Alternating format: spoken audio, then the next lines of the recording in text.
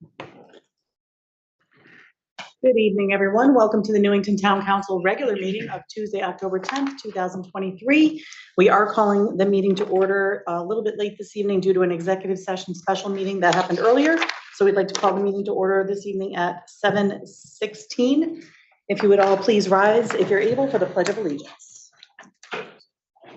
I pledge allegiance to the flag of the United States of America and to the republic for which it stands, one nation, under God, indivisible, with liberty and justice for all.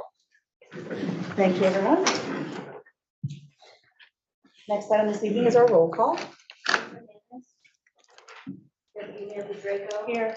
Councilor Camillo. Here. Councilor Donahue. Here. Councilor Meeke. Here. Councilor Mayall. Here. Councilor Page. Here. Councilor Rada. Here. Mayor Delvino. Here. Thank you, Susan? You're welcome.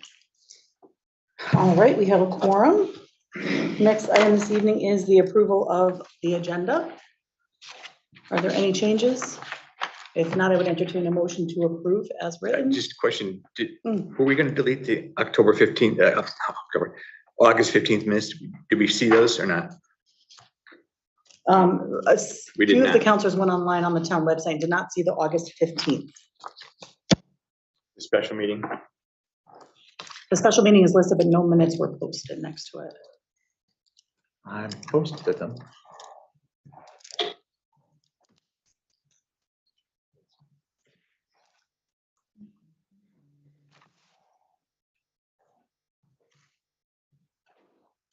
I don't like typing on the laptop. I looked, I didn't see them there. Irregardless, can we just, whether they're or not, if we have not looked Table at if you it? choose to. Yeah, we haven't had a chance to review, so, So if we remove item 9A, any other recommended changes, counselors? No? All right, so we have a motion to approve the agenda with the exception of removing item 9A. Is there a second? Second. Second by Counselor Rada. Any further discussion? Hearing none. All those in favor, please signify by saying aye. Aye. Any opposed? Motion passes 8-0. Counselor Ennis absent. All right, folks, the first item this evening is presentations.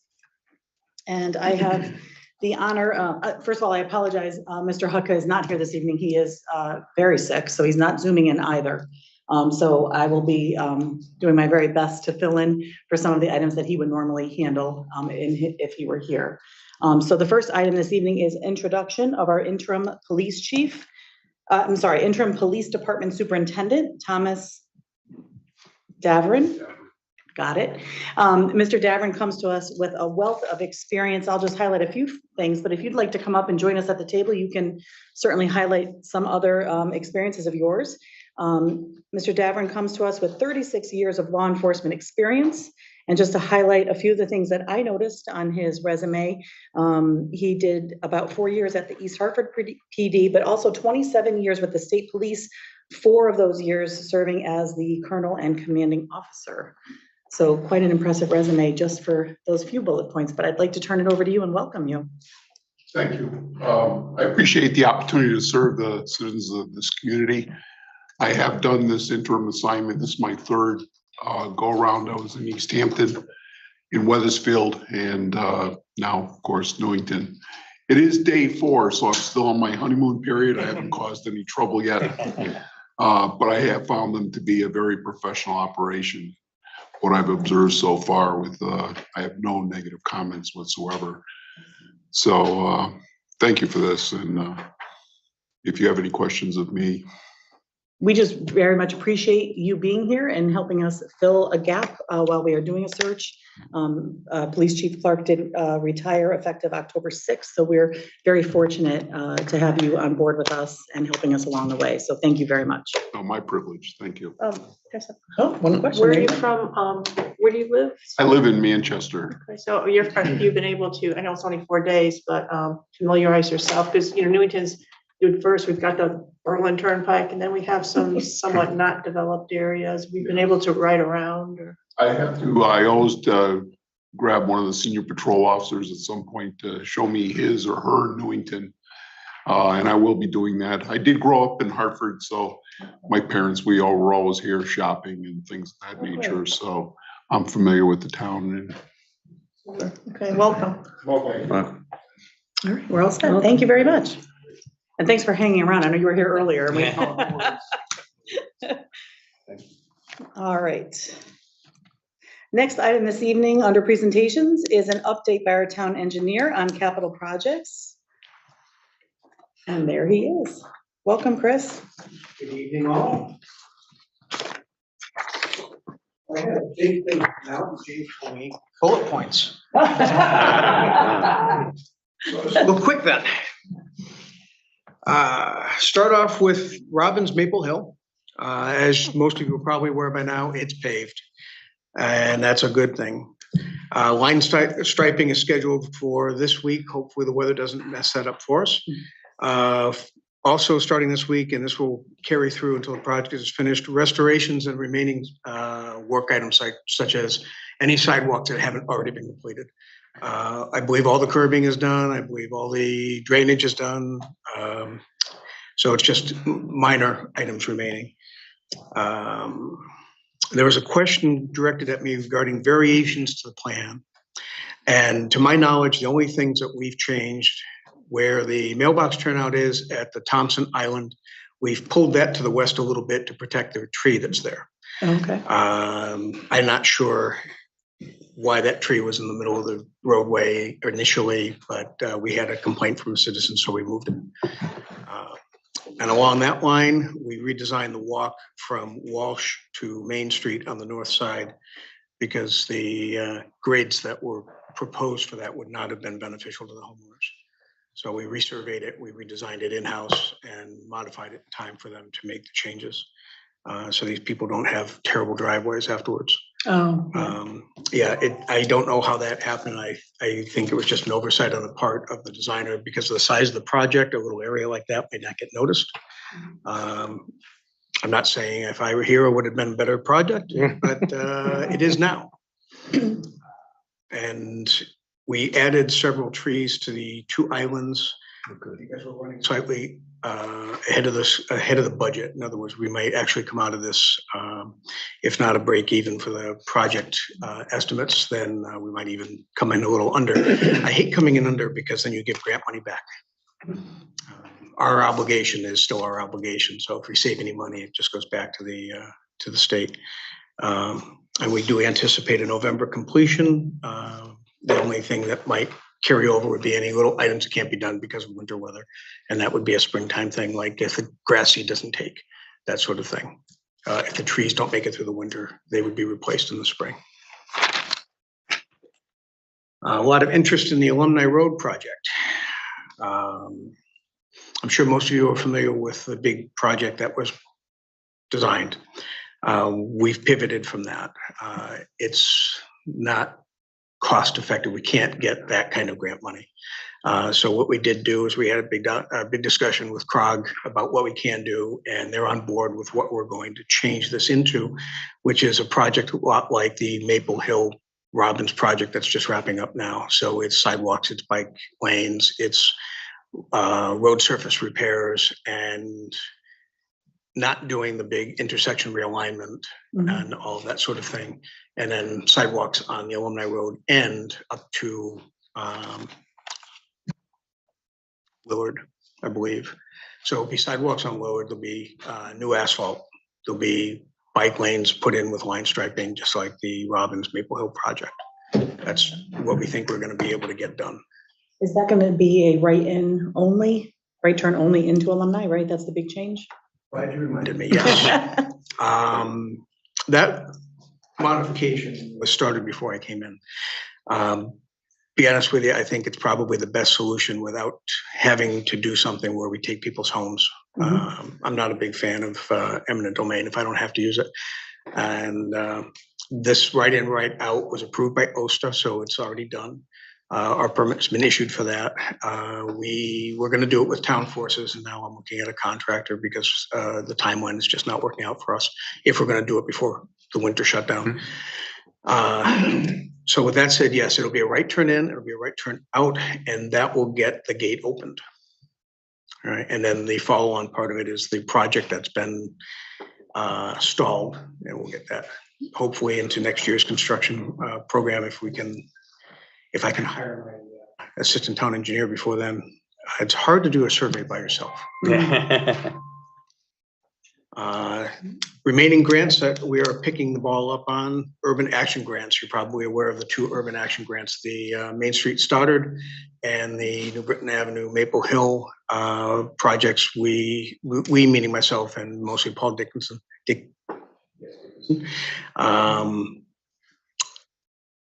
We've had discussions with the property owners who have responded to our letters. Hopefully we can make something happen with these 2 programs. It would be a shame not to use that grant money. Garfield Streetscape, we are combining this streetscape grant with our electric vehicle charging station grant and CRP funds to hopefully be able to reconstruct Garfield and realign the crosswalks. We've got money for the flashing crosswalk signs that are solar powered, and then the charging station money from the grant to put those in the island that's there now, and then rebuild the pavement in the parking lot. We have preliminary plans for that, so again, I think we can make that happen next construction season. I think we have to make it happen next construction season. I think that grant has a deadline. The downside to that is the transformer itself has a long lead time, so I'm still waiting on final documents for you people to sign from DEP, who's administering that grant, and we don't have those in hand yet. So if we spend money before the documents are signed, we don't get reimbursed for that. So we have to get that in place before, one foot in the other kind of a thing. And then my big success so far, the Mill Pond Falls pedestrian bridge, we got that grant awarded. That is now also in the hands of the people who write the contracts and documents to go along with that. But that's $240,000. It's huge. And that will, our share of that is 60. So it's a $300,000 project. And we've got $250,000 to do it with from grant money. So at this point, that's what I've got prepared for you. Do you have questions? Councilor Menke.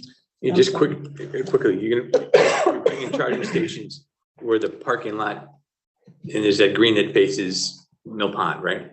The parking lot to the south of the library. Right. And the island on the east side between the 2 parts that aren't library parking lot. Okay. And how many charging stations?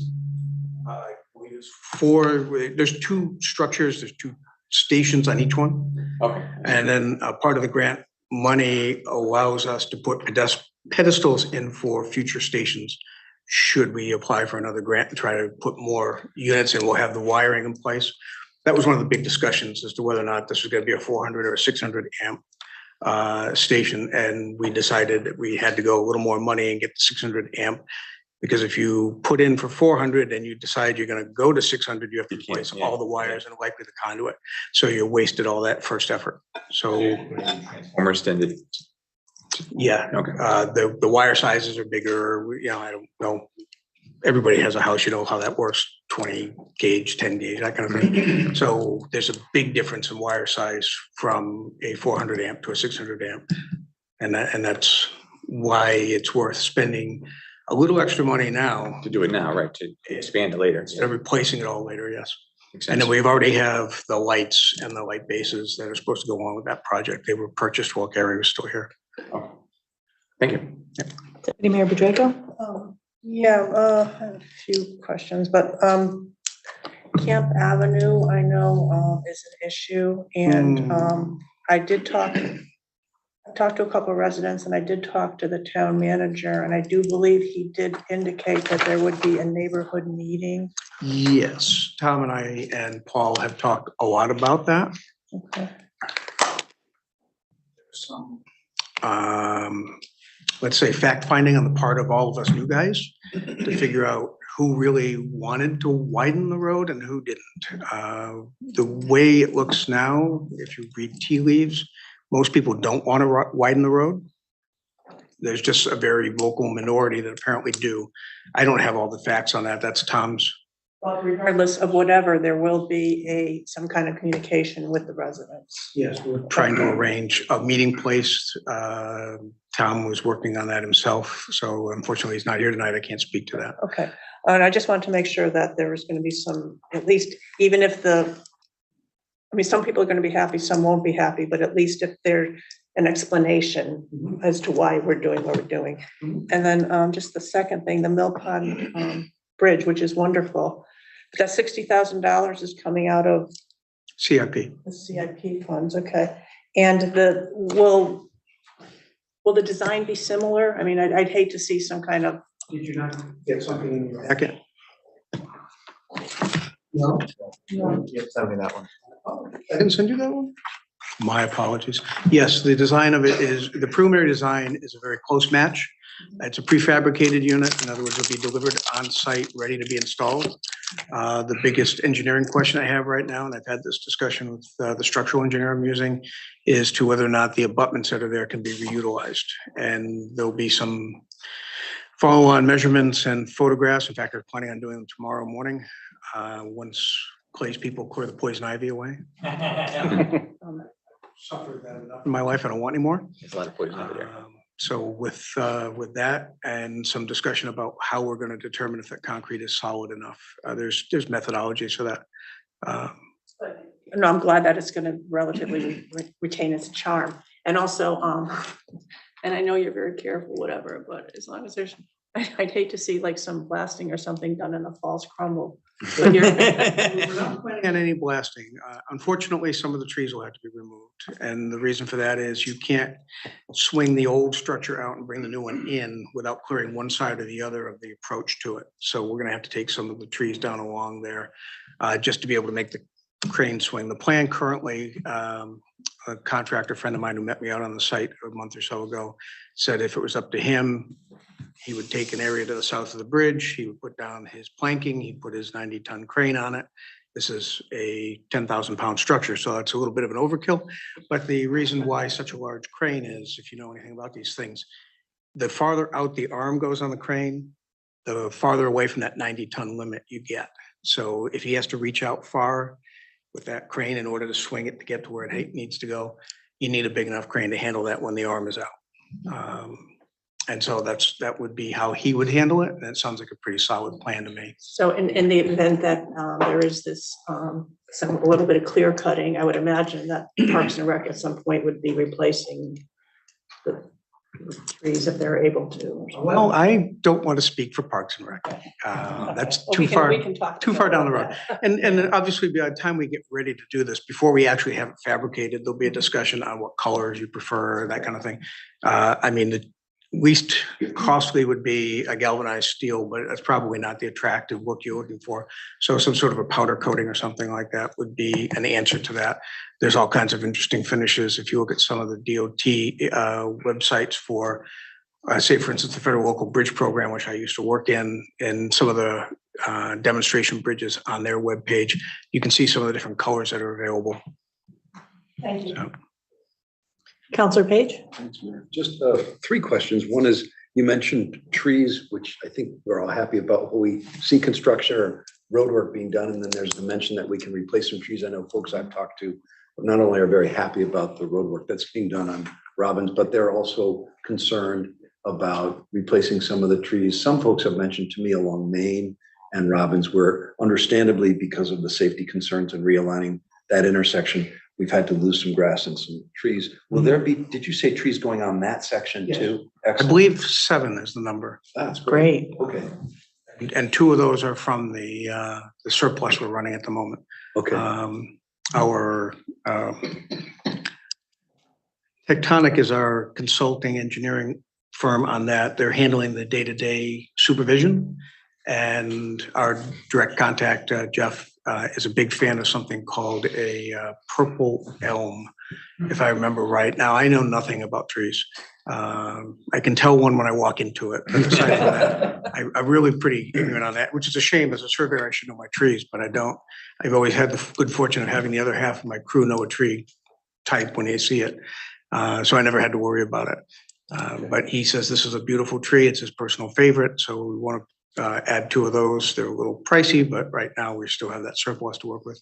And then we're adding a couple other trees down to the Thompson Green. Nice. There's a tree there now that has pretty much died of natural causes.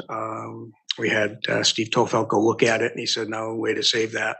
So that's going to come out and then we're going to put a couple, I think 3 or 4, depending on what the final price of the trees come out to be. Okay. I may have to go down to Stonehenge and, twist some arms or something like that. And then just 2 more questions. This second one, it may not be a fair question for you. We may have to defer to Mr. Hutka, but you mentioned grant monies weren't available to do something on alumni. I just wasn't sure if you could speak to that. Order of magnitude? The full project that Gary had designed had a price tag of $10 to $20 million. And that was at a time when asphalt was $35 a ton. That was looking at realigning Maple Hill with alumni, possibly Right. going either behind some of the new houses so as Right, not to take okay. houses. So that was. It was that a much more bigger involved project. project at the time. That Yep. alignment through the back of those homes would have been in wetlands. Honestly, I can't see how that would work. It's real valuable wetland. It's a wetland that has a function value. And, I didn't walk that far into it, but enough to realize this is an area where a soil scientist would say you really shouldn't build in here. So that kind of tips my mind towards not wanting to go that way. So I looked at a realignment that took us through properties on the north side, which would have worked engineering wise, geometrically wise, but 2 people lose their home. We don't want that. And then there was some possibility on one drawing I saw of moving a road, and this may or may not still be on the drawing board, separate from everything you just said, going west from alumni behind Sitco and the donut shop and so forth, and bringing it out somewhere near Fen Road. Is that I have not seen a plan like that. okay? I'm not saying it doesn't exist, but John, before he retired, shared with me the most recent plans and the modifications that he and I had put together. And then after he retired, meaning now Paul and I, had a discussion with Krog about the feasibility of the plans we have on the drawing board at the moment, and they were supportive of that, mostly because it's not $10 million. Maybe that was just a pipe dream I had, but I think I saw. Maybe through some wetlands though, and Yeah, it could be. a bridge over the I river. remember the I thought there was discussion. some discussion. There was some about it. discussion, but that would. Yeah. And then the third and final question is, you mentioned the urban action grants. Just to clarify, one, I believe you said is Main and Star, and the other, did you say is New Britain Ave and Maple Hill? Yes. Okay, and those are, what's the status of those at this point? Well, we've picked the ball up again, and we've had discussions with property owners at both locations. I have discovered that what I thought was a nice idea wasn't favored. So have further discussion as to what we think we can do that they'll accept, because we're not forcing anything on anybody. If they don't like it, we'll divert the project a little bit to other areas. We'll see what we finally end up with. We don't want to interfere with the operation, obviously, of people's businesses, Businesses, but we right. want to improve, if we can, that area aesthetically and functionally. So yeah, you're in discussions. Okay. Yes. Thank you very much. Thank you. Councilor Nagel? First of all, I'd like to thank you for coming with this comprehensive report and updating us on a lot of different things that have caused some confusion or the public needs to know, let alone us, so people are clear whether they are in favor of whatever happens or not. They at least know what's happening. Getting back to Robinson, Maine, is that intersection change also to help with the traffic turning at that light? Yes. Because I know when you come east on Robbins, you have a difficult time turning left onto Main Street.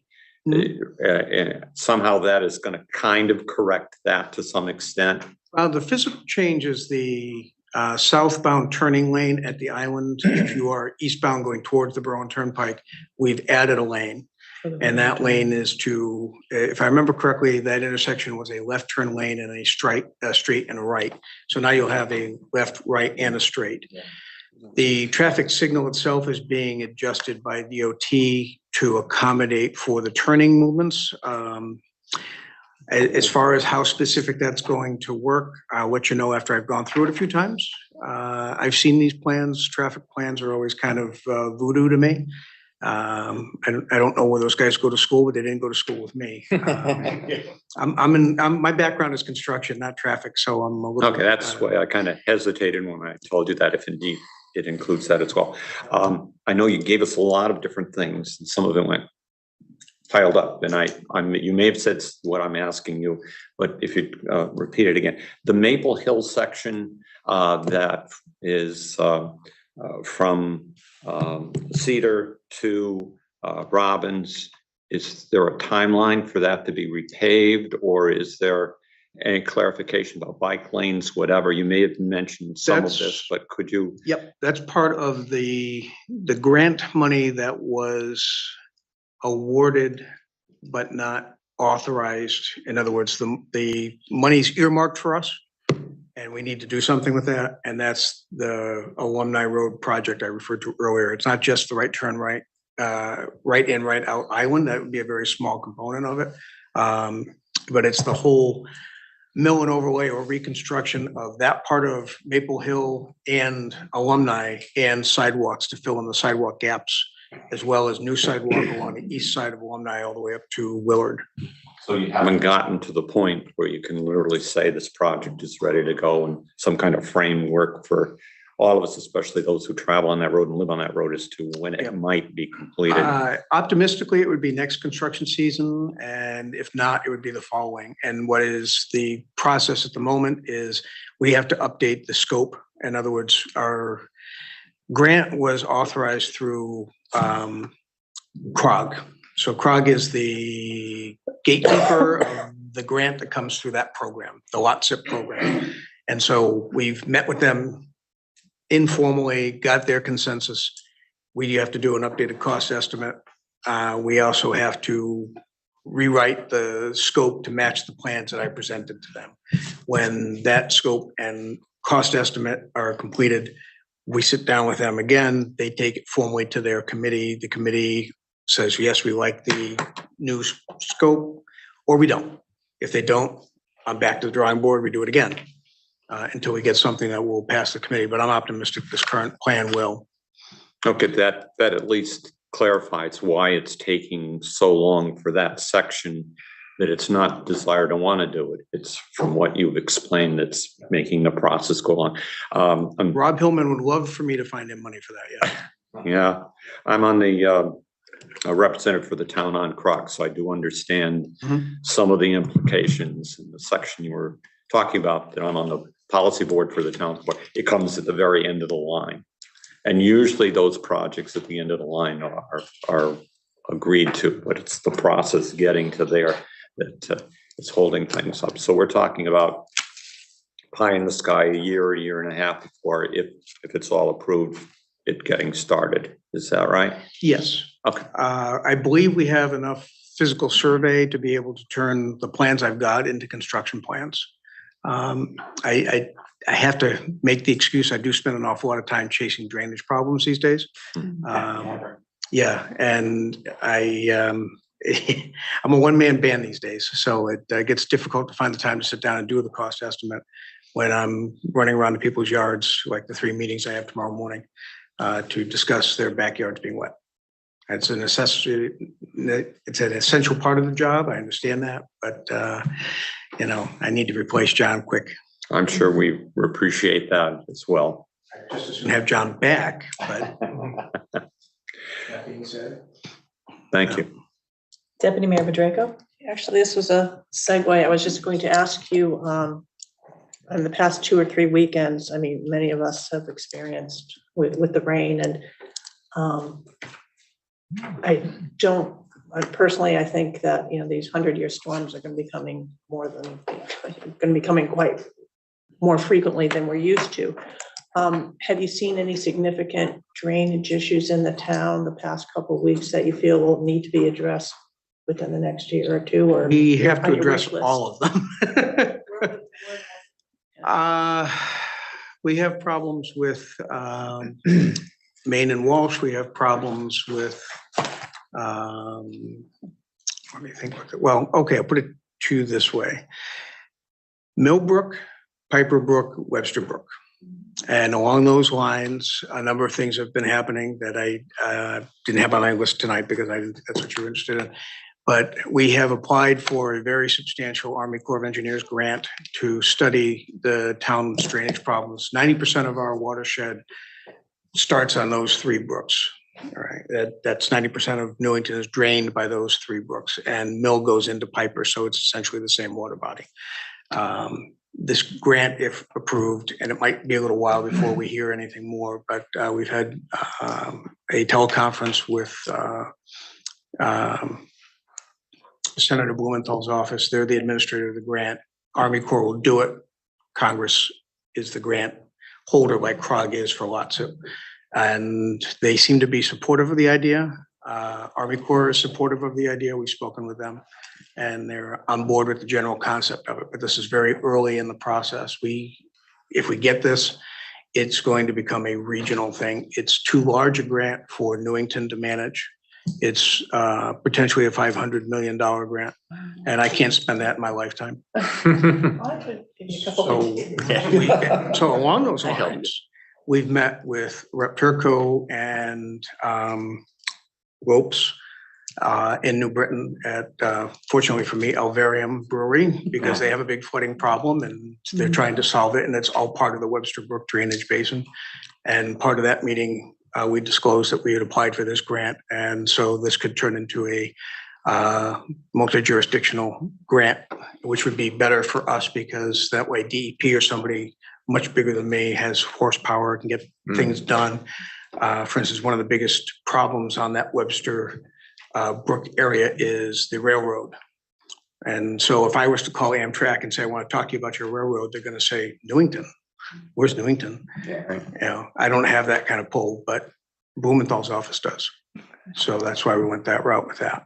And that's super because, you know, our MDC infrastructure and the sewers or whatever are old. We're an older community, but yet we're rapidly developed, and there's, I just think that's great that that's an application, and, you know, please keep us through the town manager informed about that. And if there's anything we can do as a council to write a letter in support or whatever, I'd be more than willing to.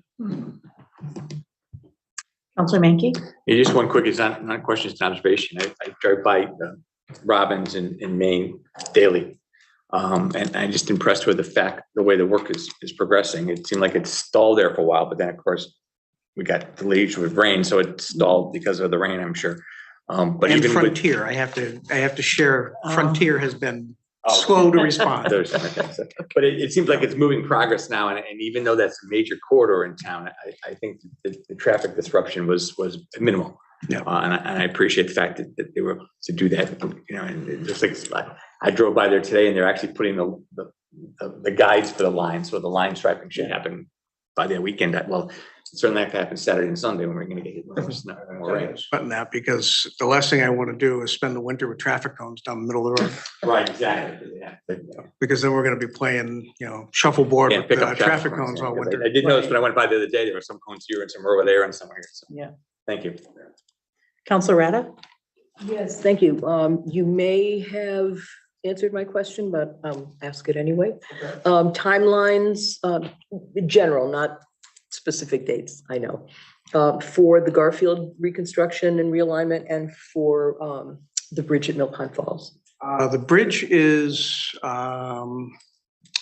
probably going to be next season, and I'm pushing for that ahead of some other things, mostly because right now steel prices are coming down a little bit.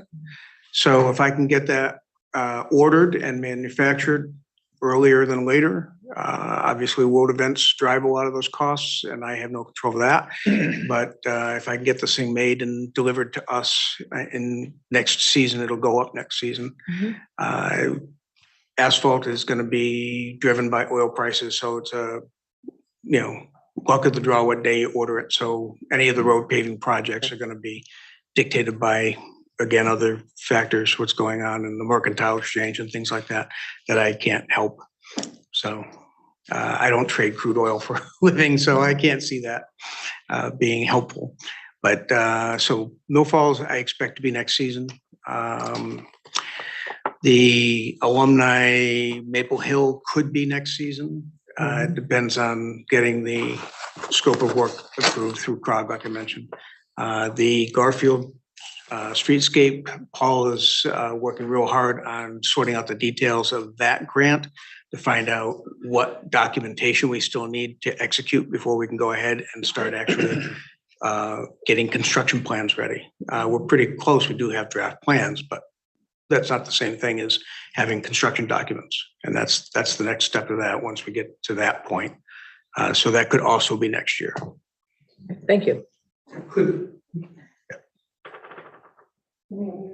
Comments or questions, councilors? All right, thank you very much. Thank you very much. Thanks. Thank you.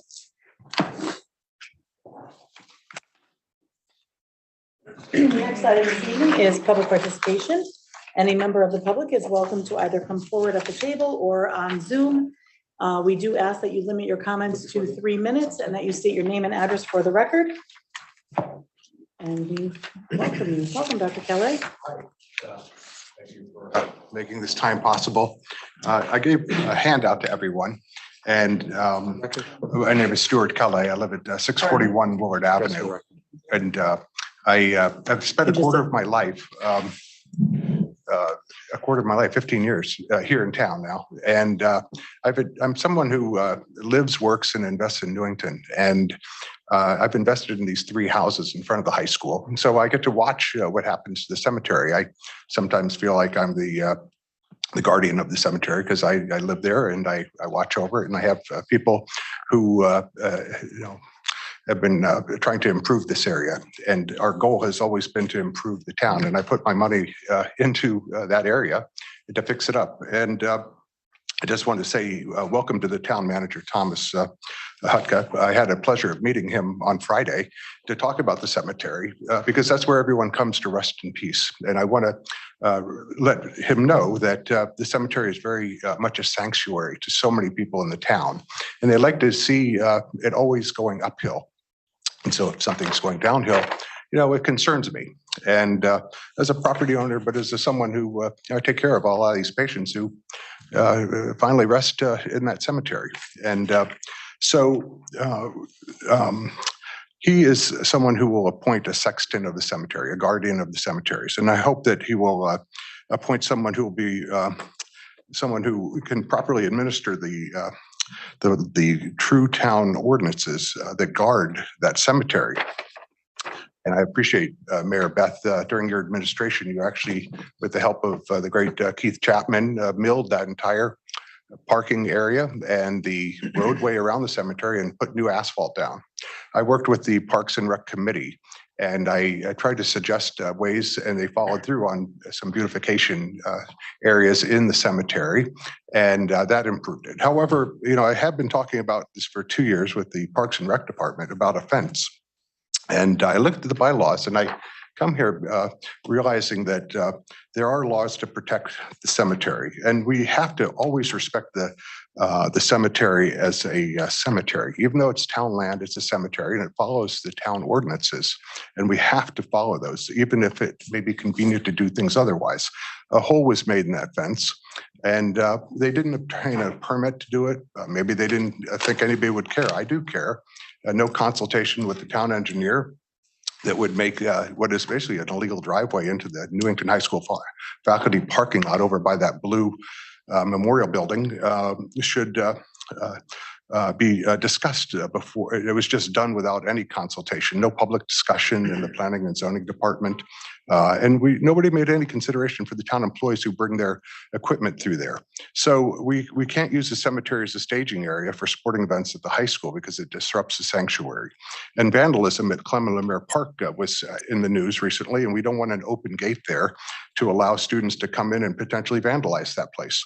So I've written down clearly what are the bylaws, and you can read them and follow them and take it home and look at it and talk about it. I don't need to hear any decisions, but I'd like you to consider just briefly, if they need to cut the lawn over there, go back to the alumni stadium. There are already 2 buildings out there for storage. They could put a very inexpensive 3rd building there and put their cutting of grass equipment there and be just fine. So I'm over time. I implore you to respect that cemetery, close up the fence, and just move on with a new decision. Thank you so much, everyone, and have a good fall. It's very beautiful. Thank All you. right, bye-bye.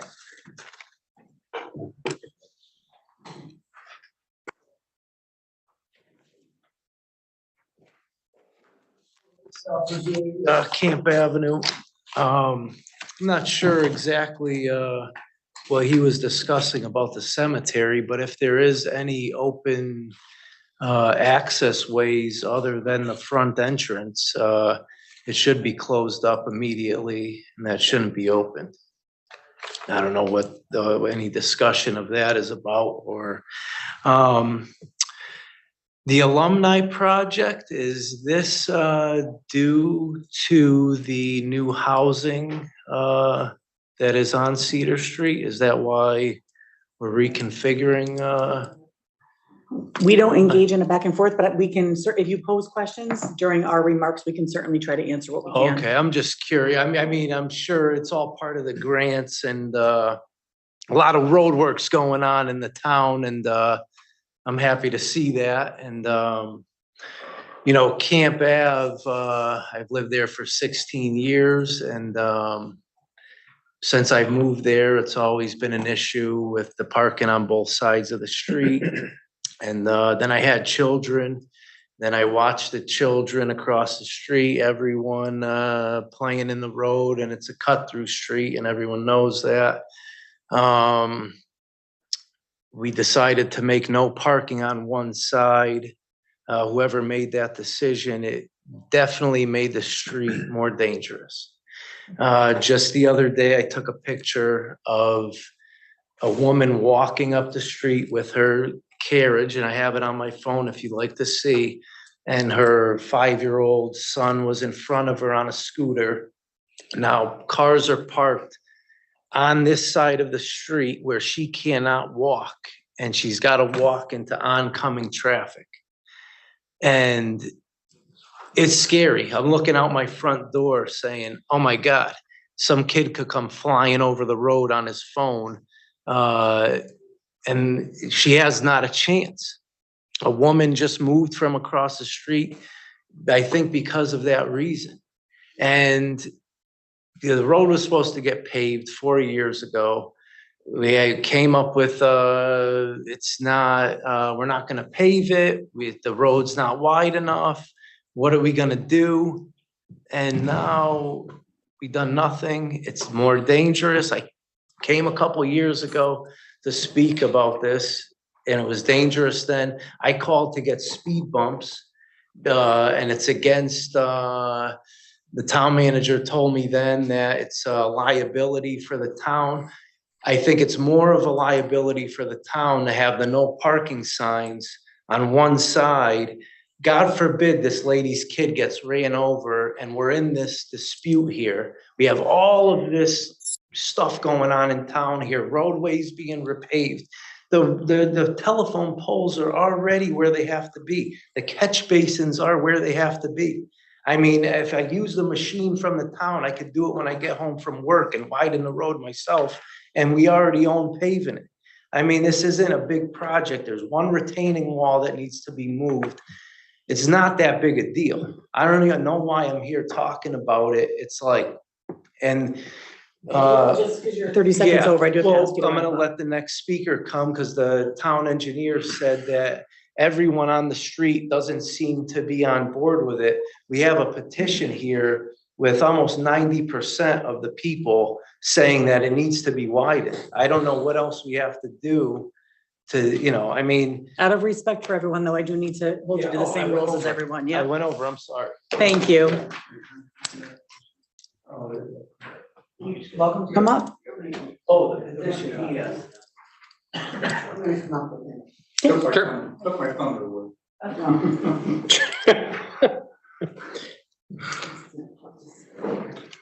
You coming up? Oh, there you are. Dennis Mayall, 195 Camp Avenue, your favorite Camp Avenue resident. I'm here today to present to you, town council members, signed petitions that my wife and I took the last 2.5 weeks to accomplish. Because all we've been hearing from people is that we're getting numbers and we don't see things. Signed petitions. We went to every house and I'll explain it. I'm gonna probably need a few minutes because I want to read the petition to you so you understand what it says and what we're trying to accomplish here. And I'm trying to present this to you. This is a serious, serious situation. And I don't think you're taking it seriously enough because we're not hearing anything from anybody for 4 years. It's like we're getting ignored. And I know it costs a lot and it's all about cost, but it's about time we find money to do this and not excuses. So let me read the petition to you and we'll go from there. Wait, and we have copies but to present for all of you as well. Petition to widen Camp Avenue. Before any paving or resurfacing projects are done on Camp Avenue, I, as a resident of Camp Avenue, respectfully require that width equally be restored to each side of Camp Avenue after it was narrowed over 30 years ago. This issue needs to be resolved without any further delays. Camp Avenue needs to be made safer for both motor vehicle and pedestrians at the same time for the following reasons. Over the decades, the number of vehicles and trucks per household has increased significantly, creating more on-street parking for many residents and families. Due to this issue, the street has become even narrower, creating serious, dangerous, and safety issues. One, emergency vehicles and their first responders have experienced more challenges than difficulties responding to emergencies in an immediate manner. Camp Avenue needs to provide a safe and clear route for the emergency vehicles and for measures. Two, presently, one side of the street parking, in addition to increased delivery, landscape, and construction service vehicles, which often park on both sides of the street, also reduce the width with which vehicles have to travel safely on the road. Neighbors experience safety issues when attempting to drive in or back out the driveways due to these vehicles being parked opposite their driveways, both in fair and inclement weather. Three, pedestrians and bicycles have to walk or ride in the middle of the road, as was experienced by the other neighbor here, and around parked cars. With the hill on the top of the street, the visibility of cars and pedestrians approaching from opposite directions are extremely limited and create an accident waiting to happen. Safety for the residents of Camp Avenue for both today and in the future should be the bottom line.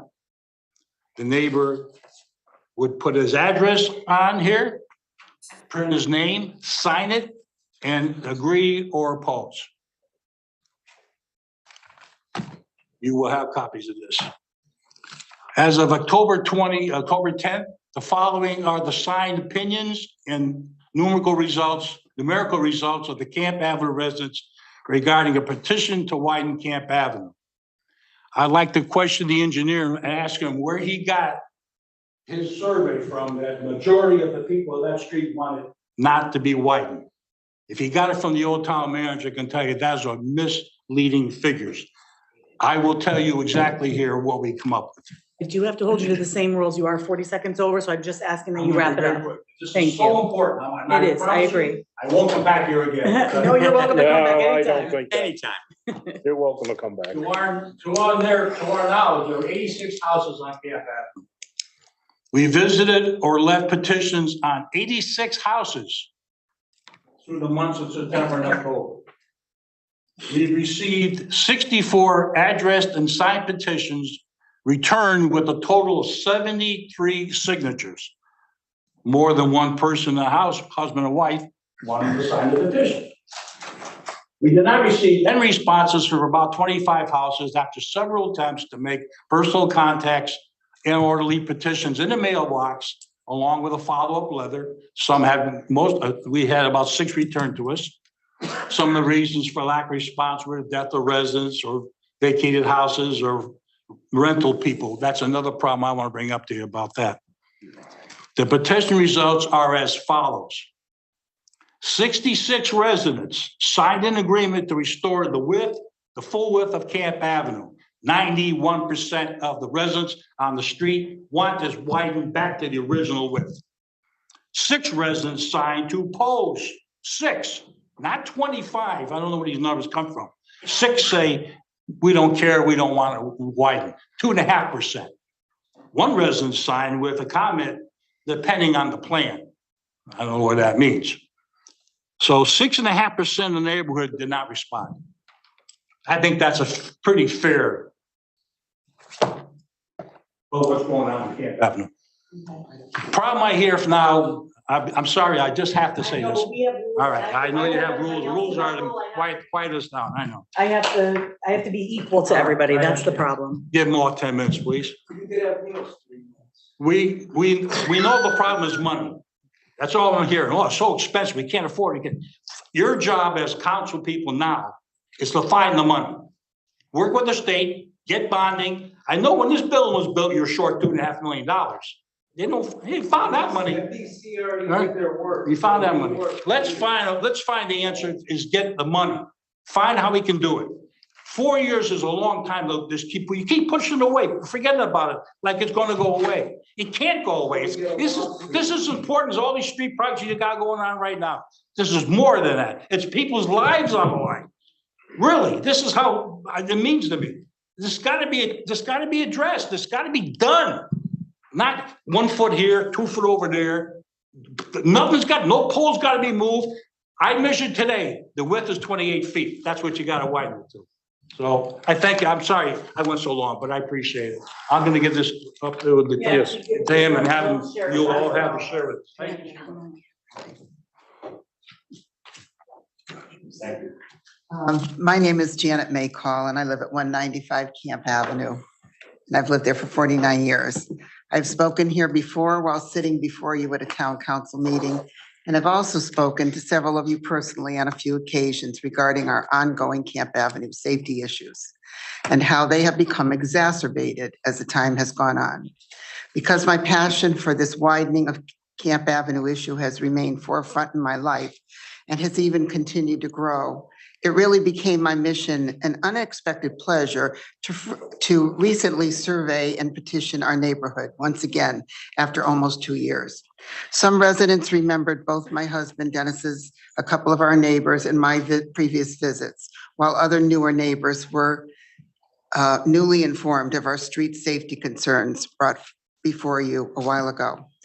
My husband just presented the numerical facts to you regarding the results of our individual petitions. Interestingly enough, some neighbors who had indicated opposition to the widening of Camp Avenue on our past survey were very much in favor for the streets widening, mainly because of the increased safety conditions enumerated in this petition.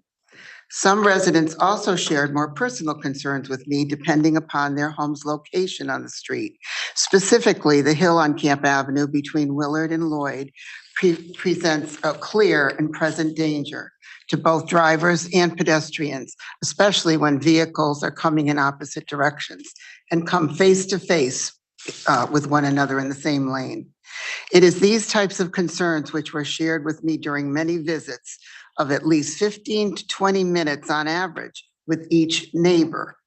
I just want you to know this evening that the numbers and signatures on these petitions all have feelings, strong feelings associated with them. In many cases, residents' passions mirrored mine, but in full disclosure, there were some older and younger residents expressed frustrations with the lack of understanding and communications with all Camp Avenue residents by this council, along with the displeasure of knowing that possible appropriations of formerly dedicated funds to or for Camp Avenue were possibly diverted to other projects in town. Opinions were strongly shared with me regarding the money issue as to not widening the street, and how it seems with each year that passes that it has become deeply embedded political one. As residents believe, and our petition firmly states, safety for the residents of Camp Avenue for both today and in the future should be the bottom line. The supposed Band-Aid solution of a couple of years ago with parking on one side of the street has only created more safety issues to an already narrow street, not to mention creating animosities between and among neighbors where there were none before. Granted, most of the homes on Camp Avenue were built in the 1940s, very close together and with one car garage or none. Some boundaries never change. But when Camp Avenue was narrowed 30 plus years ago, when we witnessed it ourselves, and for whatever reasons, which are most likely not even applicable today, the residents now overwhelmingly want and need Camp Avenue's width to be restored to where it belongs. Please appropriate the common sense funding for this project, not deciding along political party lines, but with what I prayerfully hope is that non-political part of your hearts, as the primary reason being the safety of all who walk, drive, push strollers, or ride scooters, bicycles on Camp Avenue, now and in the future. Most of these activities now occur in the middle of the road. In closing, please ask yourselves, would I want to live on a street which presents many safety issues, which can be, in reality, corrected? You might discover that your answer is surprisingly revealing. I appreciate and thank you for your attention, time, and thoughtful consideration of my remarks. Thank you, Ms. Michael. I just want to say one quick thing. I I'm know I'm sorry. not allowed to, but I've got to say this because it's so important. What we discovered in our thing was a Mr. number of Maple, we residents. can't allow you to have a second. I'm All right, sorry. all right. I know, I'm sorry. I'm I- sorry. I'm I happy appreciate if it, you but want there's to give us a something, call. I'll talk to you after, You can somebody call us afterwards. or- Yes, Yeah, or I'll absolutely. email you about it, but Yep. something came to our attention, I thought it was pretty important. Okay, And we thank have- you. We have copies of the petition and the results For the Yeah, for yeah. each member. Each member. Thank you. Thank you. For your time. We do have someone online, so I'm going to go ahead and take the online person, and then we'll come back in the room if there's others that want to participate more. I have caller ID David T. Yes, thank you. Can you hear me? Can. Yes, thank you. So my name is David Tatum. I reside at 29 Camp Avenue and have lived there for over 20 years. I know most of you, and it's nice to see you again. So I do want to speak obviously about the Camp Ave issue for just a minute. I definitely agree with some of the safety issues that have been raised. I guess I disagree more on the solutions. I do think there are some safety issues, like I said, but I'm curious how widening the road would solve those. If we widen the road and allow parking on both sides of the street, people are still going to have to walk down the middle of the street. Doesn't really change much. Now, if we were able to add sidewalks or something, I'd be all for that. That's a whole nother discussion. So I'm concerned about that. So if it's wider, we're going to get more traffic, which will just and faster traffic, which is just going to increase the safety issues. So I'm concerned about how widening addresses these safety concerns, although I do agree with the concerns. Probably the biggest problem I see right now is that the police don't seem interested in enforcing the no parking on one side. As the previous speakers have said, there are often delivery trucks, which are relatively quick. The landscapers are a problem. And there's definitely some commercial businesses right next to the previous speaker, right near the previous speaker's house, actually, whose employees park in the street every single day. I've called the police. They don't care. Unless it's a problem, which it is, they don't seem interested. So enforcing the no parking would be my first request. So yeah, I know it's an issue. I am looking forward to a public discussion. I've talked to numerous of my neighbors who do not agree with widening it. And I am one of the people that talked to the previous town manager about this and my concerns against widening it, or at least my concerns about whether it actually achieved its stated purpose. And there are numerous of us. With all due respect to the previous speaker, he's a little pushy, and I definitely believe people agreed with him just to get him on his way and get on with their lives. So I'm looking forward to more discussions on this. And I honestly do appreciate the concerns, and I'm proud to live in a neighborhood where people take this much energy and have so much pride in their neighborhood. So I really do appreciate that. Thank you. Thank you, Mr. Tatum. Okay, if there's anyone, there's no other hands up online. If there's anyone else in the room that would like to come up and speak.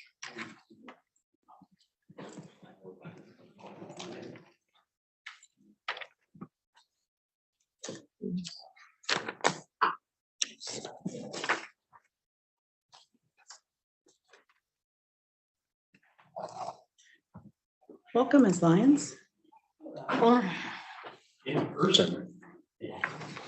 Deserves an in-person, even in the dark. Rose Lyons, 46 Elton Drive.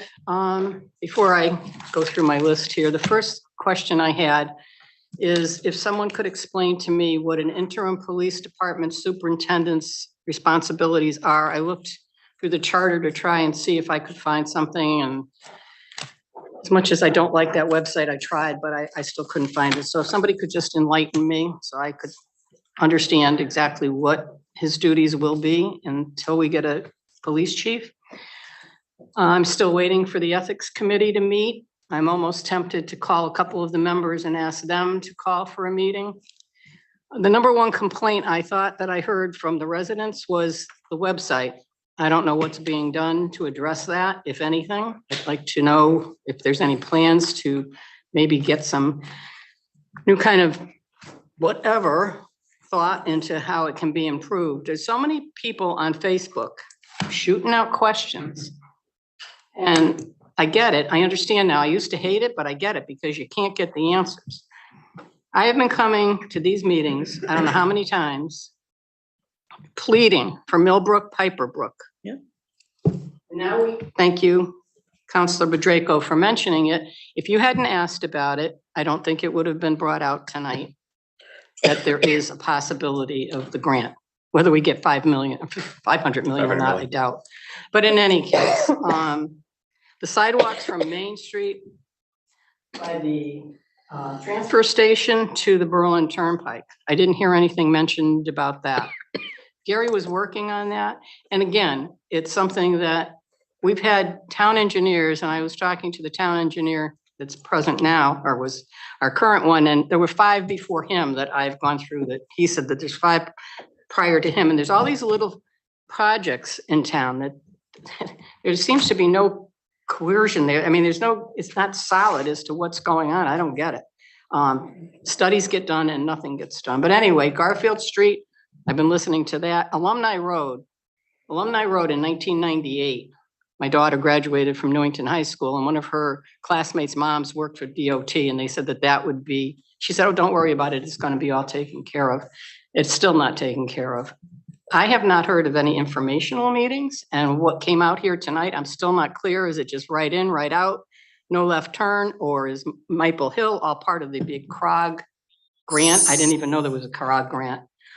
I'll hopefully stay until the rest of the meeting and say what else I have to say, but in closing, I would just ask that somehow there be some kind of plan as to where residents can get information about these grants, where they stand. We have Sonic, who's our consultant. We have the engineer who's got things going on. We've got Bill DeMayo putting a bridge up. I never even saw that in the CIP coming. And so it's just mind-boggling to me, all these little things that are going on, and the public's not aware of it unless they come here. Thank you. Thank you. Thank you. Any other members of the public that would like to come up?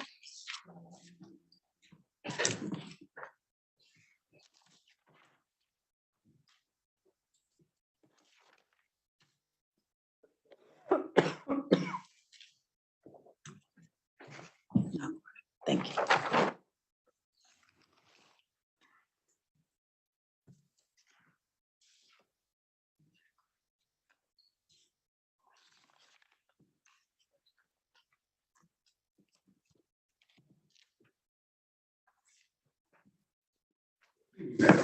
Good evening, Mr. Tallard.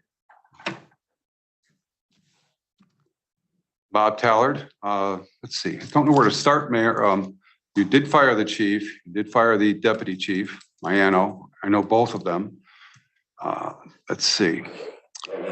When I talked to the chief of police the day before, he had said that he needed 65 police officers in 3 years due to the influx of all these buildings, apartments that are coming in, which would equal about 1,000 apartments and possibly 2,000 to 3,000 people and cars. We have a depleted, underfunded police force. We have 32,000 people that, because you have lowered the mill rate 4 years in a row, because it looks good on a headline for running for reelection, Mayor. You have defunded the police and put us all in danger. Laugh all you want, but you have, okay? I don't think putting somebody's life in danger is funny. You got to smile about that. You're putting my life in danger and everybody else here and everybody out there. You're putting them in danger because you want to win that election. My rules and respond during our comments. You know, I know. Gone through this before. So you've defunded the police, so you've got your punchline for that reelection, which is so important. And you reduce the mill rate by about 0.1%, which is nothing. And the mill rate should have gone up. The police, chief of police, the former chief of police, which you fired, told me that we're going to need 65 police officers, like I said, but the mill rate will probably, he estimated to be 45 within a few years, because we need a larger police office, police department. And I know somebody over here said, and I because of all the mayhem from when I broke this story the last time I was here, somebody over there said that some of the Newington police officers are leaving. They're going to Rocky Hill because they're paying more. And that is, so somebody over there admitted in all the mayhem. So you guys got to be careful what you say. I write everything down. I record things. So be careful what you say. It's awesome. I'm DVDing you guys right now at home. So just in case something is edited out, because who knows what you guys are up to. I do have a form for you. Okay, I'm going to give it to James. Okay, I sent you a couple of emails, but I got a form for James to make it. Somebody moved it off my chair. John. Yeah, sorry. Thank you. So with the depleted 49 police officers that we have in town, criminals are going to be aware of this. They're going to get wind of this. And guess what's going to happen? We're going to have more crime, more violence. There's a person in this room that told me their neighbor had their car stolen right out of their driveway the other day. So this is ridiculous. This never happened when I was a little kid. I've been here since 1956, and I can't remember such a town with so much traffic and influx. An A&R building hasn't even set up over there on Culver Street, which is another 225 apartments, which would be about another 500 people. Oh, by the way, when I was talking to Jennifer and all those people, I recorded everything. I have it on tape. My lawyer has it though in the safety deposit box, but I have all record of all talking to all of them, all the registered voters. Okay, just to let you know. I can give you a copy so you get the end for the record here. This is for NCTV, by the way. There you go. Here you go, James. There's another copy. Any other member of the public that would like to come up? Let me double check online. Oh, you made a mess of the place. Look at this. Not have any other online, so we will continue on with our agenda. Next item this evening is remarks by counselors. Emails. No Oh, emails. I'm so sorry. I Is there didn't, I any email? checked about 1 o'clock. I didn't see have any any. emails. I didn't, No. you know, Okay, so there's nothing there. thank you. No email for the record, so we will continue to remarks by counselors.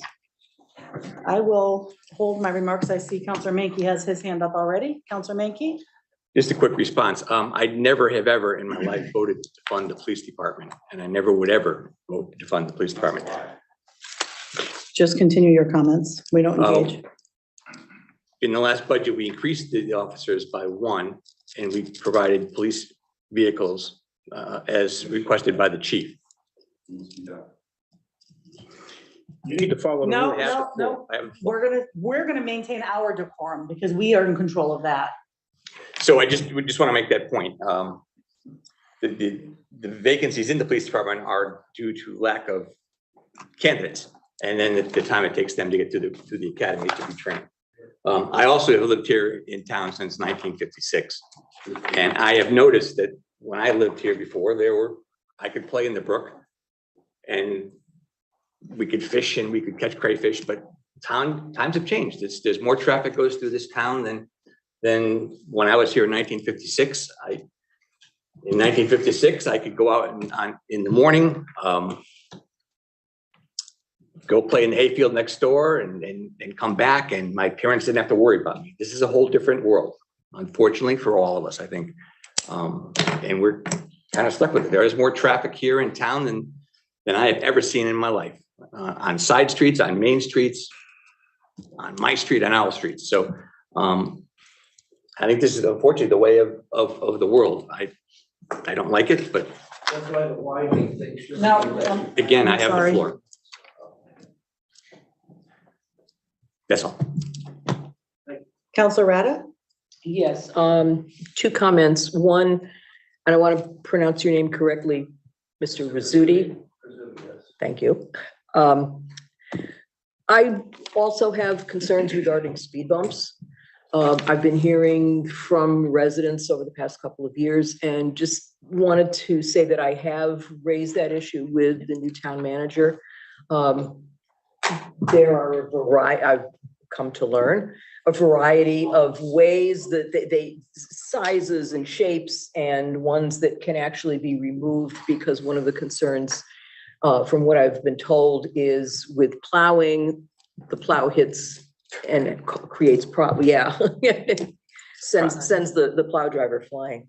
So that's something that I've been trying to keep on my radar and keep on other people's radar. So I want to thank you for bringing that up, and I'll keep on making noise and voicing concerns as well. I'm sure others as well.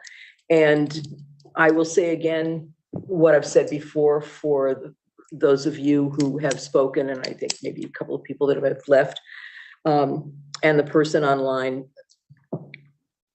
Camp Avenue is a concern, and I thank you for coming here, for taking the time to being concerned about your community, raising your voice and speaking, taking the time to do the petition, to walk that street. I've driven it intentionally because it's not usually a street that I drive through, and have walked it just to see what the situation is. So I appreciate your concerns and appreciate you all coming and not letting us forget that you do have a concern. Okay, and please continue. We need to hear your voices. Thank you. Counselor Page? Thank you, Mayor. I'd like to thank Dr. Calais for his comments about our cemetery. I would agree that the cemeteries are obviously sanctuaries and sacred spaces for the obvious reasons. And I know that Scouts had a project recently. One of our Scouts did a fine job in collaboration with a lot of support from the town and other folks in town to improve the children's, so sad, but the children's section of the cemetery. And I know that there have been other efforts by this council and by our town leadership to hire staff and to make sure that we pay as much attention as we can to maintaining those properties and making them, sustaining them as beautiful sacred spaces. So I just wanted to say that. And I think we all agree with that. I also want to thank all the Camp Ave residents to come out. Last I knew, there was I believe a 5-part engineering study, sort of 5 options presented. It was sort of referenced in the comments tonight. As someone who knows nothing about engineering, as someone who's responsible for responding to our residents, I would like to revisit that with the council and with our town manager, who's also, I believe, an engineer, and the other folks who know engineering, just to see what does make sense. And we do have fiscal responsibility to make sure we do things right for the entire town. And we have responsibility to make sure we do it safely for the entire town. And so these sometimes are, maybe they are competing interests, sometimes they shouldn't be. And so the question for us is, how do we reconcile all these concerns, especially when there's apparently a large number who favor doing something differently. So I appreciate all of you speaking up tonight. And I just want to thank Rose. It was so nice to see Rose in person. Well, you're still here, Rose. Yeah, still in there. person. Still there. And you mentioned a lot of things, and I just wanted to comment on one, which is, two. One is the sidewalks. Anywhere, I'm in favor of sidewalks for pedestrians and bikeways. I think we all are, to make it safer for our residents, given the comments and the experience. We all lived experience of traffic. So thank you for that. I don't know where we're at with transfer station on Main to Berlin Turnpike. But we can revisit that with Mr. Hutko when he's feeling better. And then I also have made comments about our website. I think many of us agree the website at one point was top notch, but there are cleaner, more user-friendly graphics we could probably use with updates on projects where it could be easy to point and click and see, here's today's update or this week's or this month's update on projects, and just more from the first touch on that website to make it more user-friendly, because it's kind of cumbersome and it's a labyrinth for me, and when I'm looking for minutes or other things. So I know the town manager is fully aware of this, and I know he's still ramping up with all the different priorities in town. So I haven't forgotten it, and I appreciate you bringing it up tonight. And I think that's all I have for comments. Thank you. Thank you. Deputy Mayor Bedrejko? Yes, I, just regarding the Camp Avenue issue, the petitions, I'm assuming that you'll make sure that the town manager as well as the town engineer gets a copy so that they'll be aware of the level of interest and, some kind of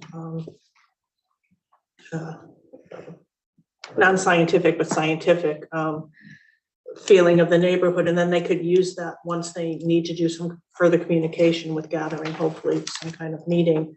And regarding, like as Councilor Page said, for the new town manager, I think it was after a conversation I had with you, Mr. Eckel, I found that 5-option paper, and I think that the minutes of, what was it, April 2 years ago? I can't even remember, but I did a lot of research and I sent all that information very detailed to the new town manager, because I don't think perhaps he was made fully aware of the history on both sides.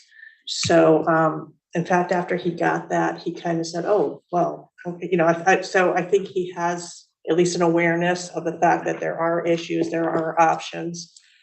And he's going to be using that in conjunction with the town manager, the town engineer. So. Thank you. All right, I don't see any other council hands up, so I'll just offer a few comments myself. For Dr. Kelly, I know he mentioned asking if we could appoint a sexton, or the town manager could. Back, I just looked, July 10th of 2023, there was a resolution brought forward to name Mr. DeMayo as the sexton of the cemetery. So there is an appointment for that.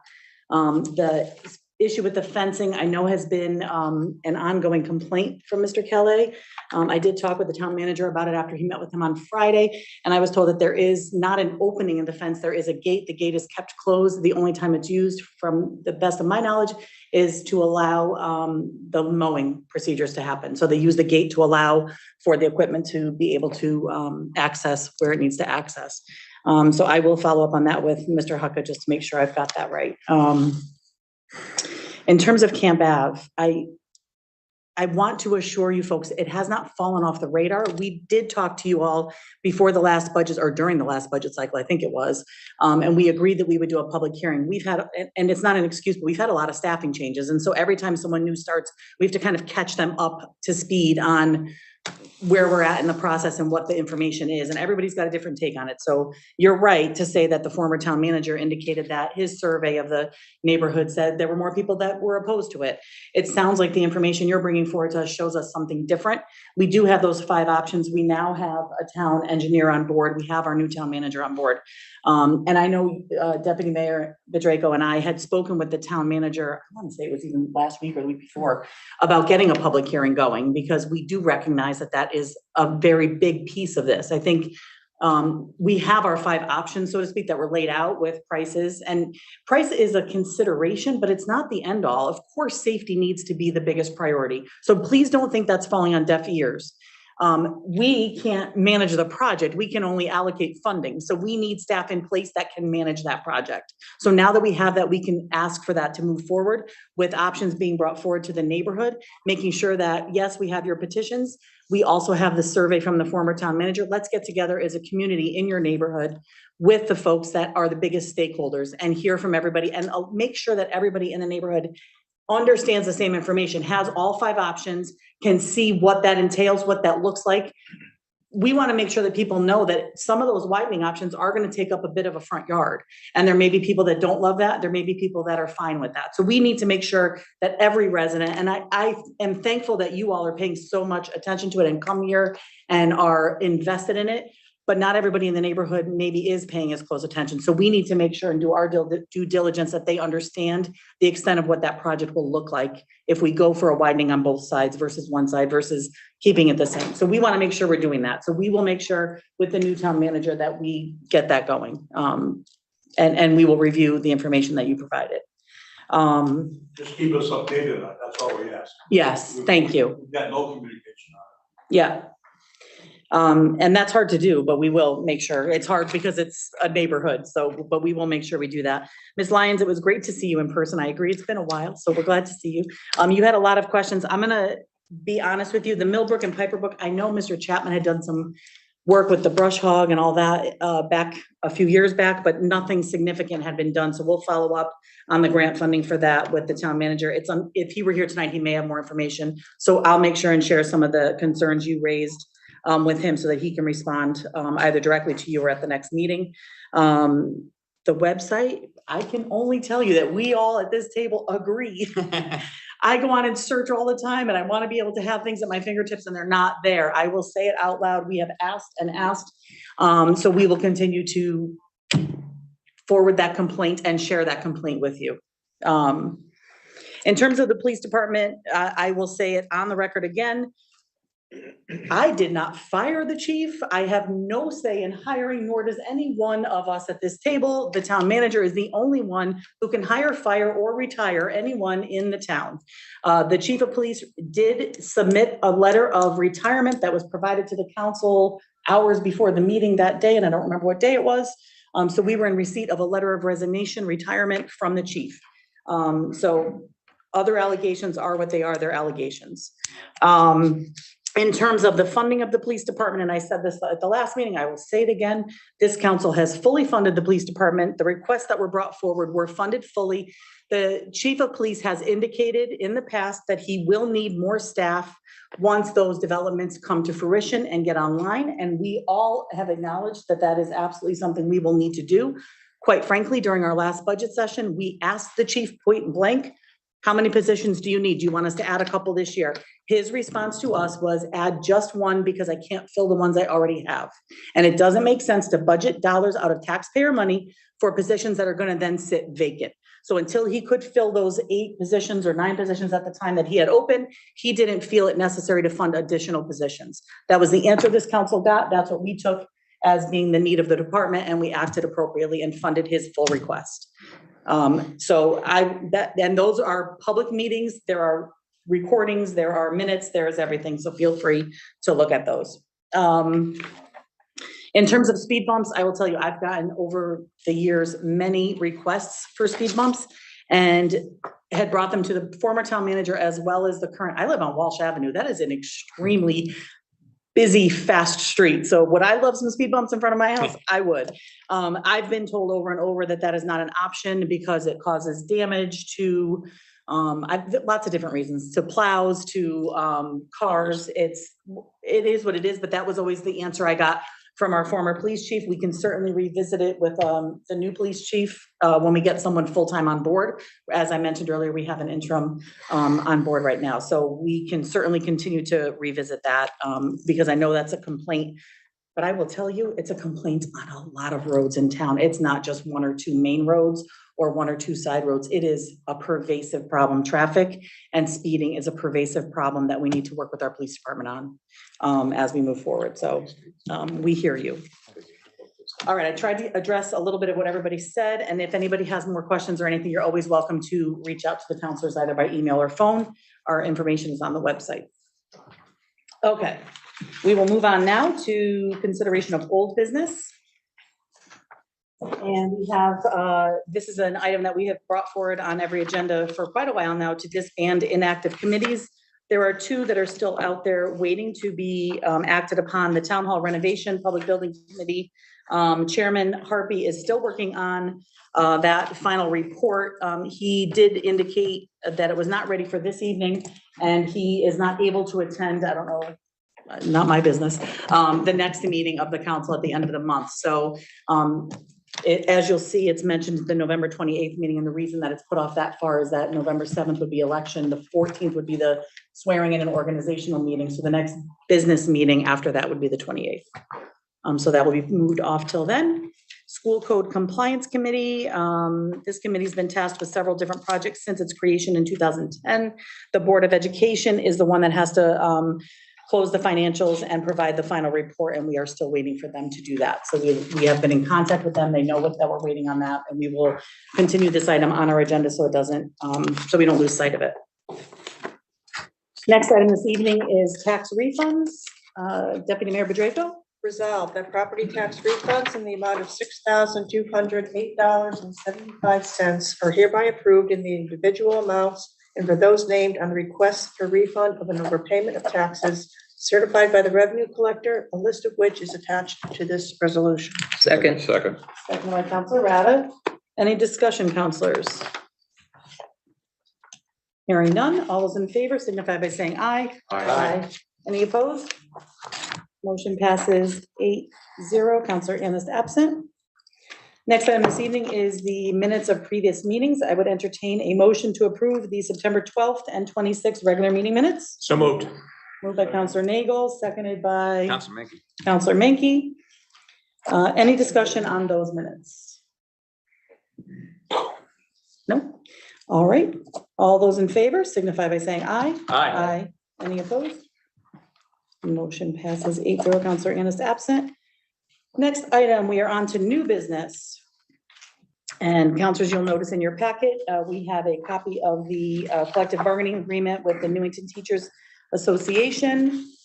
And we will be expected to take action on this at our next meeting, but for this evening, the purpose of new business is to just get a presentation on kind of the nuances of the contract, things that have been adjusted or changed. I know Counselor Donahue, you sat as a liaison to that committee, and who do we have online? We have Dr. Brummett as well as Assistant Superintendent Parisi. All right, welcome, both of you. I'm going to turn it over to you to go ahead and give us a little overview of the changes. Thank you so much for the opportunity. So I would just share that there really weren't many changes to the contract. It really came down to focus on salary and wages and benefits. So what you'll find in the packet are some of the changes in those areas that are reflective of what we saw in surrounding districts and surrounding negotiation settlements that were occurring within the districts around us and throughout the state of Connecticut. We worked very diligently with the Teachers Association to really review what was going on statewide and take a look at what would be responsible for our staff here in Newington and be able to try to accomplish that collectively. With that being said, Dr. Brummett, I could turn it over to you if you want to share any additional information. Thanks, Mr. Parisi. I would agree with everything you said. I think the most important thing I'd like to communicate tonight is that where we landed is very much in keeping with the settlements in our area. And obviously, we wanted to be cognizant of that before we reach an agreement with our teacher group. It was a very positive experience. I believe everyone did their homework and we knew where this was going to land. To what Mr. Parisi already said, there was very few changes to the actual contract language. It was all a lot of cleanup language. The big ticket items were benefits and salary, but I believe we landed very, very comparably to settlements in our area. Counselors, do you have any questions? Counselor Menke? What were the changes in benefits? Give it a brief description of the benefits changes. So the package remained the same. It's still a high deductible health plan with a health savings account attached to that. It's a 50% contribution. So all of that has been the same over the past two contracts now. What changed is that the teachers will be paying more of their cost share to the Newington Board of Education for the benefits. So you'll see in the memo, I think that's up on the screen right now, it'll go up in year 1 to 18.25, year 2, 18.75, and then year 3, 19.25 for the 3-year contract. And just for my, or maybe the council's edification, how many employees employees are covered by this contract? This covers approximately 365 educators. Thank you. Okay. Any other questions, counselors? Counselor, oh, yeah, Counselor Page. I just want to say, I didn't attend all the meetings, but the meetings I did attend, I mean, it was a very smooth process. Not what I expected from a union negotiation meeting, but, and at the end, everybody walked into the room and shook hands and said, nice job, and it came out pretty good, I think. Thank you. Counselor Page. Thanks, Mayor. Just to clarify, the step increase, it looks like it's 2.02 on 24-25, and then it goes down to 1.6, 1.6. Can you speak to what that entails? The step increase? That's for folks who move from one level or one level on the salary scale to the next annually? Correct. So the step increase would be annually, and that's assuming that they're not moving up in a degree status from, let's say, a bachelor's to a master's degree. So this would just be going downward on the scale. I think the scale can be found, I think, in Appendix A within the contract that you have. But yeah, so it's a scale that goes downward for each year of service that you're here with the Newington Public Schools, and then across for each degree earned during your time here. And so we have to look at that across all elements of the scale and where the wage increases would occur. Okay, thank you. Any other comments or questions, counselors? In reviewing it was pretty straightforward, and I think you're right. The salaries do look very much in line with surrounding districts. So I would just say thank you to all that were involved. I know negotiations can be difficult. So thanks to the committee that participated in that, and we'll move this to our next agenda for action. Thank you very much. Thank you. Thank you. All right. It's going to take me a second to get through here. The next item this evening is the Homeland Security Grant Program. This is something that we do regularly. And from what I understand, there is a time constraint on this. I believe either, I'm sorry, it's just going to take me a minute to get through the contract to get to the Homeland Security Grant piece.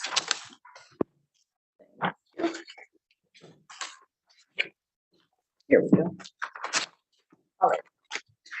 So this is a federal Homeland Security grant to support 11 regional set-aside projects. The total amount of funds being retained on behalf of local governments is $2 billion 188 million 200 2 million. It's been a long night already. I apologize.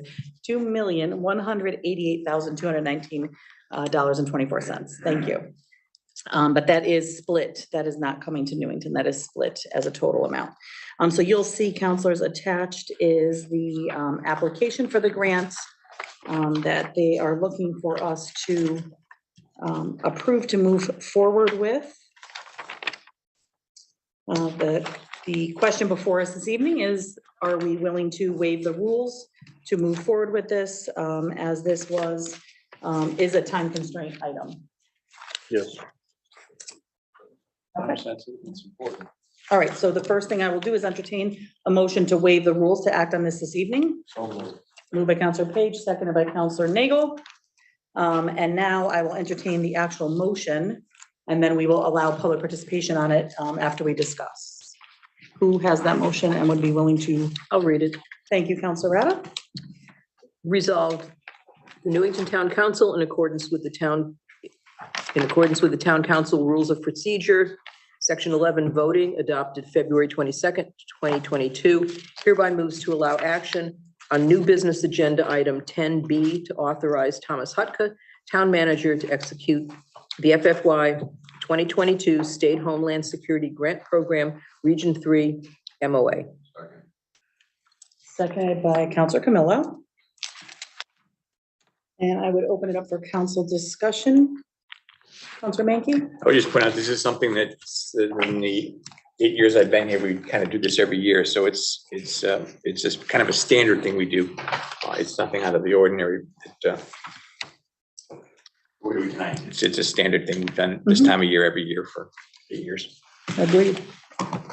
All right, because we are waiving the rules, I would open it up to public participation if anyone would like to weigh in. Oh, what? Just the waiver. That's on the item. So we have to. Yeah, on the item, we gotta read the So item sorry. first. I apologize. But get ready, Rose. I'm out of order. All right, so we'll vote first on the waiver. All those in favor signify by saying aye. Aye. Aye. Any opposed? Motion passes 8-0. Counselor Ennis absent. And who would like to read the actual motion? And I will. did you already? Never mind, go ahead. Go ahead. Resolve. No, she read that. Yeah, Are we all right? Yep. you're good. However, resolved that the town of Newington Town Council may enter into with and deliver to the state of Connecticut Department of Emergency Services and Public Protection, Division of Emergency Management and Homeland Security, any and all documents which it deems to be necessary or appropriate, and be it further resolved that Thomas Hutka, as town manager of the town of Newington, is authorized and directed to execute and deliver any and all documents on behalf of the town of Newington, and to do and perform all acts and things which he deems to be necessary or appropriate to carry out the terms of such documents, including, but not limited to, executing and delivering all agreements and documents contemplated by such documents. To be it further certified that Thomas Hutka now holds the office of town manager and that he has held that office since July 1st, 2023. Second. Second by Counselor Rada. I'll open it for council discussion so you can hear any comments first, and then we'll open it up to public. Any council comment or question? I know Counselor Mankey already commented. Anyone? I would just say thank you to all the town folks who have worked on this, our staff. Mhm. It's a lot of work. We appreciate you. Thank you. All right, we'll open it up to public. Welcome, Ms. Lyons.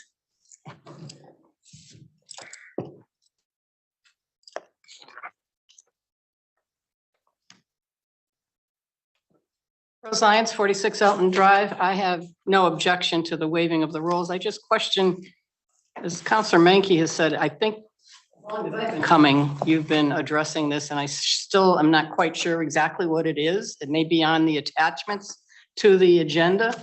And it always seems to be waived. So I don't know whether they just don't get it until it's too late, or we have new town managers when it's coming. I just don't know what the answer is to it. I'm just curious if anybody knows why we always seem to waive it.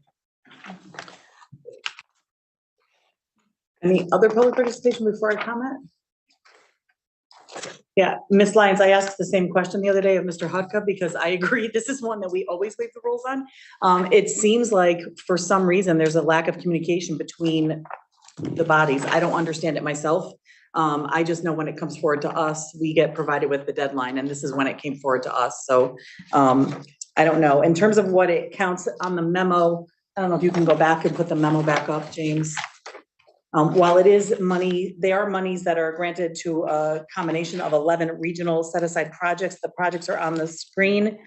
So there's regional collaboration, enhancing information and intelligence sharing and cooperation with federal agencies, including DHS, addressing emergent threats, Capital Metropolitan Medical Response System, MMRS, medical preparation and response, and cybersecurity, citizen, I don't know what that extra semicolon is, Citizen Core Program, enhancing cybersecurity, enhancing protection of soft targets in crowded places, combating domestic violence, extremism, enhancing election security, and enhancing community preparedness and resilience. So the purpose of the agreement, I'll just read the rest of the memo, at least a little bit of it. The purpose of the agreement is to authorize the state administrative agency, SAA, to act as an agent for the town and to retain and administer the grant funds.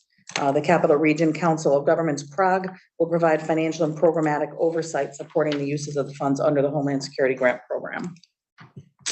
Okay. Any other public participation before we vote? Hearing none, all those in favor, please signify by saying aye. Aye. Any opposed? Motion passes 8-0. Counselor Ennis absent. Next item this evening is written and oral communications from the town manager, other town agencies and officials, other governmental agencies and officials. I received nothing from Mr. Hutka to share. Did you receive anything? Okay, so we will move on to council liaison and committee reports.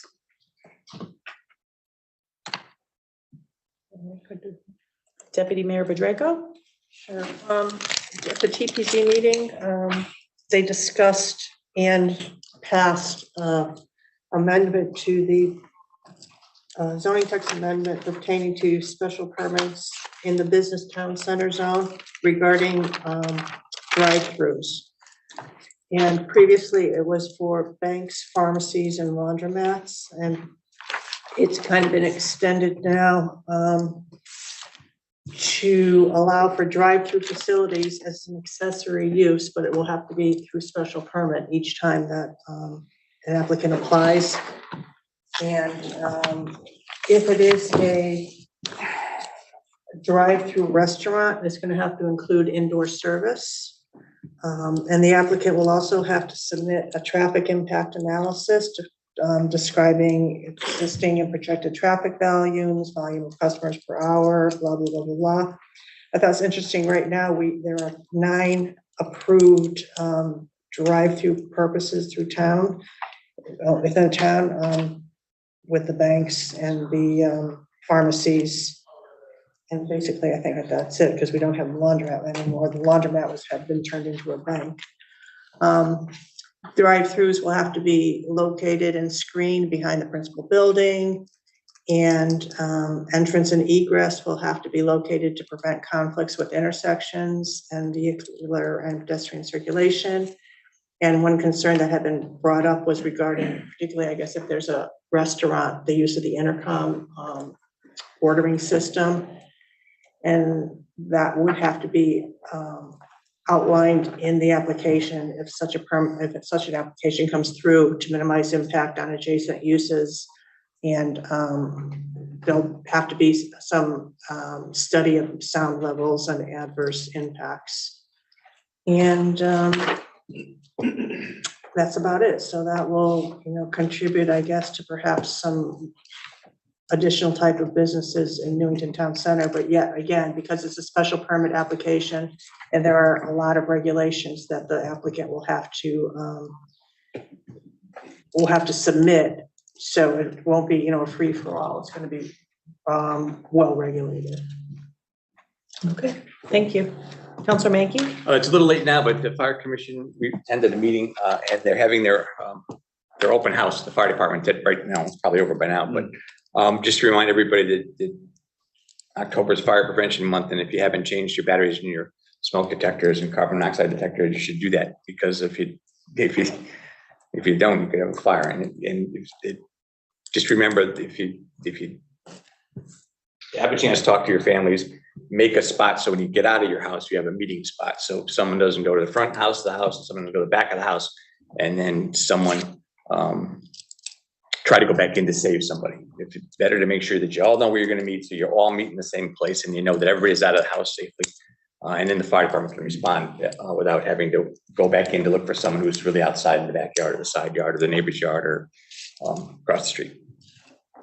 Thank you. Councilor Nagel? Recently, well, on 9/22, actually, I attended by Zoom the CROC meeting. There's not been one over the summer, so this is the first one of the season. CROC has been designated and approved by the federal government to oversee economic development district designations, which makes them the portal agency for grants that may be available having to do with economic development. At the next meeting, the DOT director for the state will be the guest speaker. So more questions about roads and whatever we can find out about on the state level.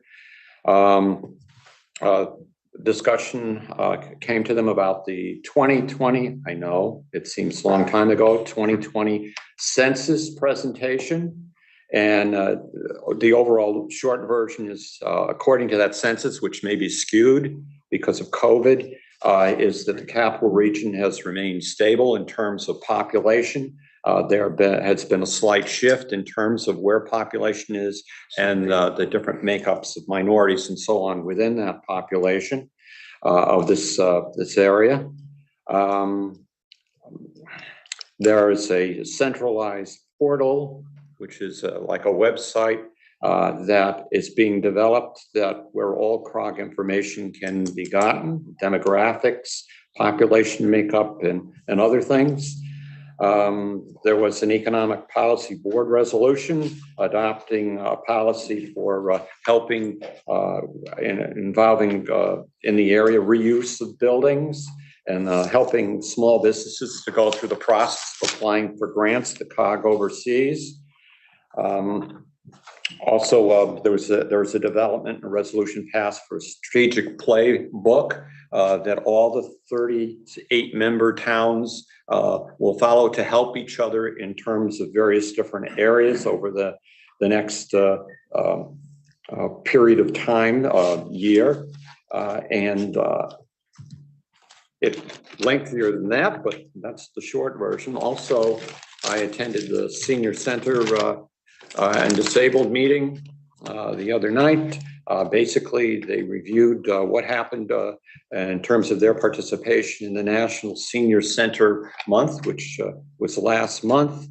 They held a public safety picnic with seniors in various different safety departments within the town, which was successful. There was a presentation by the social worker at the senior center of her duties. In case people didn't know, Terry Snyder is a social worker that works in conjunction with senior projects and also with senior centers here in town, social workers with human services. There was an article in Newington Life about the senior center garden that helps to provide food for the area, for seniors and others.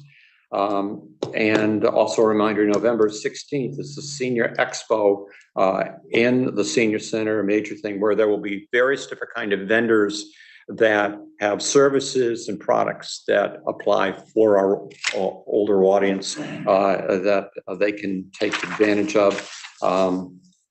And basically, that's it. All right, thank you. Councilor Page? Thank you, Mayor. I don't normally advance something in advance, but it's kind of cool that we're gonna have an open space committee meeting. I think it's cool because we haven't had one for a while for a lot of different reasons, but there is one Thursday at 6:30. And there's, if you go onto our website and get in there and are determined, you'll find it. And there's information about meeting, but there is an online link. And so for anyone in town who's interested in preserving what precious little open space we have remaining in this first ring suburb, please participate and ask questions and give us your feedback. Thank you. Thursday at 6:30. Thanks. Mayor. Thank you. Is it here in the council room? I think so, but I know there's an online link as well. So, yeah. Okay. We'll move on now to public participation. Any member of the public is welcome to come up and comment. We do ask that you limit your comments to 3 minutes and that you state your name and address for the record. If you're on Zoom, you can do so by raising your hand in the public participation window or participants window, I apologize.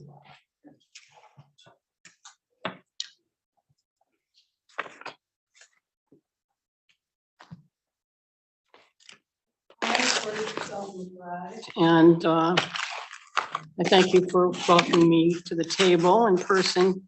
I just want to let you know, just because I'm not on Zoom doesn't mean I'm not watching.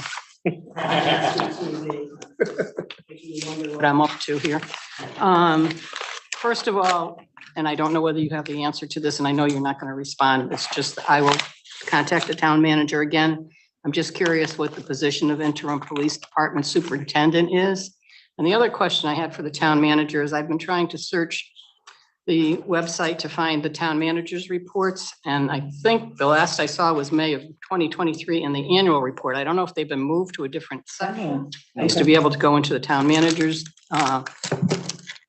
web or his page and find it. The next thing I'd like to mention is that I don't know whether to be upset or what about saying 690 Cedar Street in executive session again tonight. I'm feeling hopefully optimistic about it, but maybe something's in the works.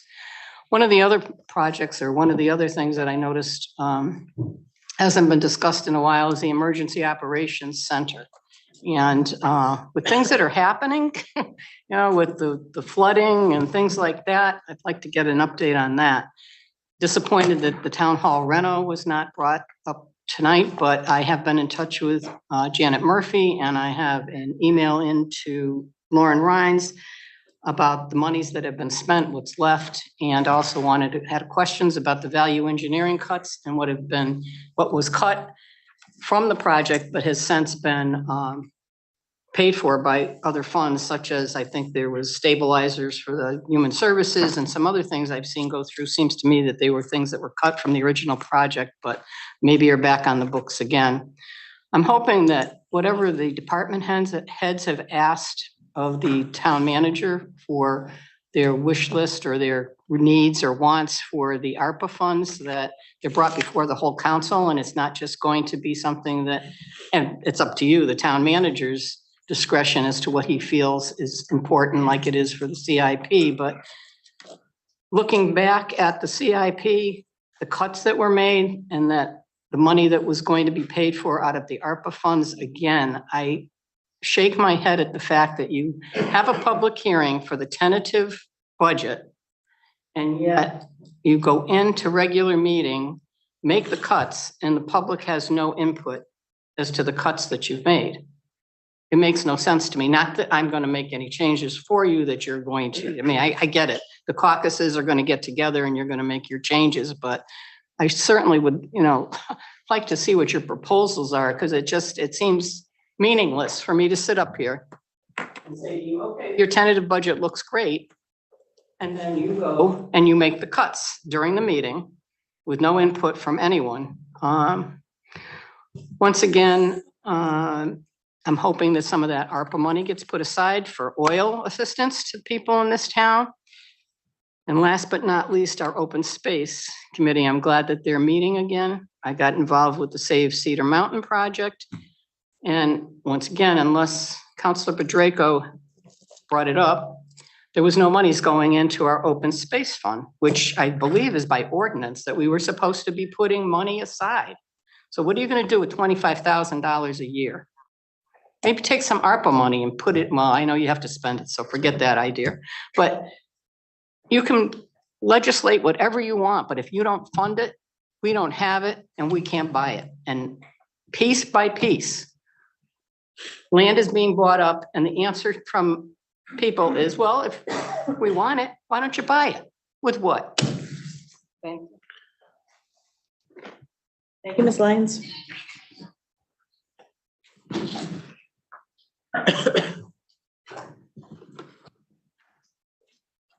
All again. As I alluded to in my report on canvassing the neighborhood, one thing did crop up that seemed not normal or concerning to me, and that has to do with renters. There have been investors recently traveling around our neighborhoods, including Camp Avenue, attempting to purchase homes for sale and paying several $1,000s more than the asking price. These individuals are buying these homes just to rent to several non-related adults under one roof. Consequently, each individual has a car or truck. One of our homes on the street has 4 of them. They park on the front lawn, they park on the street, on the wrong side of the street, and I'm parking day and night. This narrows the street considerably, as we had mentioned before. Kids walking the street have to walk around the cars. They're limited. It's very dangerous. But it seems funny that now we're getting people who don't have a concern in the neighborhood living there now, violating the rules and regulations that we all abide by, and we wonder what's just happening. I did mention this problem with the parking to the town manager when I met with him, with my neighbor, when he first became town manager. And he said, well, that's something I can take care of, he said. An hour after I got home, there was a police vehicle behind the car, and the car moved. Next day, he's back there again. We have a problem. We're not enforcing the rules and regulations this town establishes. That bothers me a lot.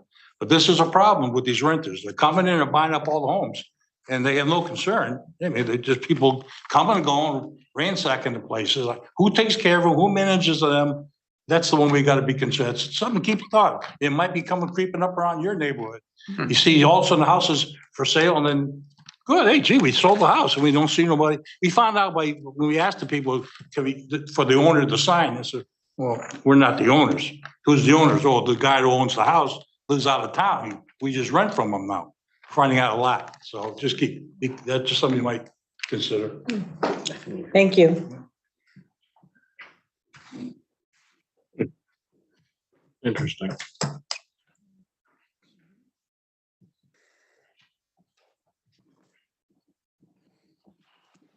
Welcome, Mr. Ford. Thank you.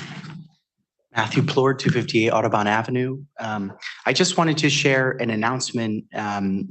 This is for counselors, but I believe you've been notified already, so this is mainly for residents that are tuning in. I'm just going to read this verbatim if you wouldn't mind me doing so. As we all know here, on Sunday, September 24th, a group classified by the Anti-Defamation League and Southern Poverty Law Center as a white supremacist group placed posters throughout Newington espousing messages of hate. In the aftermath of such events, as we all agree, our community has the opportunity to build reconciliation and greater understanding, coming together stronger than before, to rebuke hatred in all of its forms.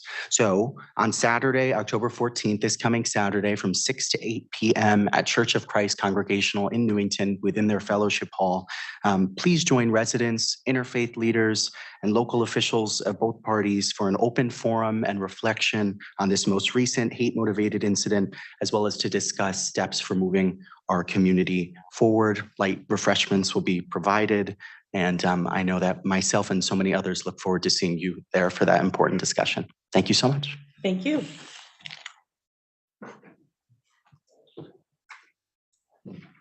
All right, let me just check online one more time. I don't see anyone online, so we will continue on. The next item this evening, it's public participation, sir. Yes, it's public participation.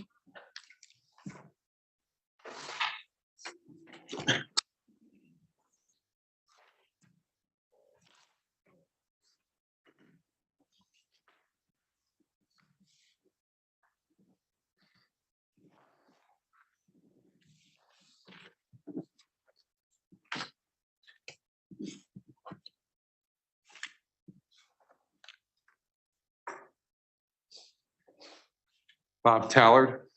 When all these new apartments coming into the town, about 1,000, like I mentioned, they will be getting tax abatements of 50%. Tax abatements, that means they won't be paying tax, they won't pay 50% tax for 5 years. And a lot of these apartments that are going up. So what the problem is, there's going to be less revenue coming in. The only tax that's going to be coming in from these people is their cars. And unless everybody has a Mercedes-Benz or Rolls-Royce, we'll be getting absolutely no tax revenue to help support our base revenue, which will mean that the tax mill rate will have to consistently go up, and you purposely have kept it under that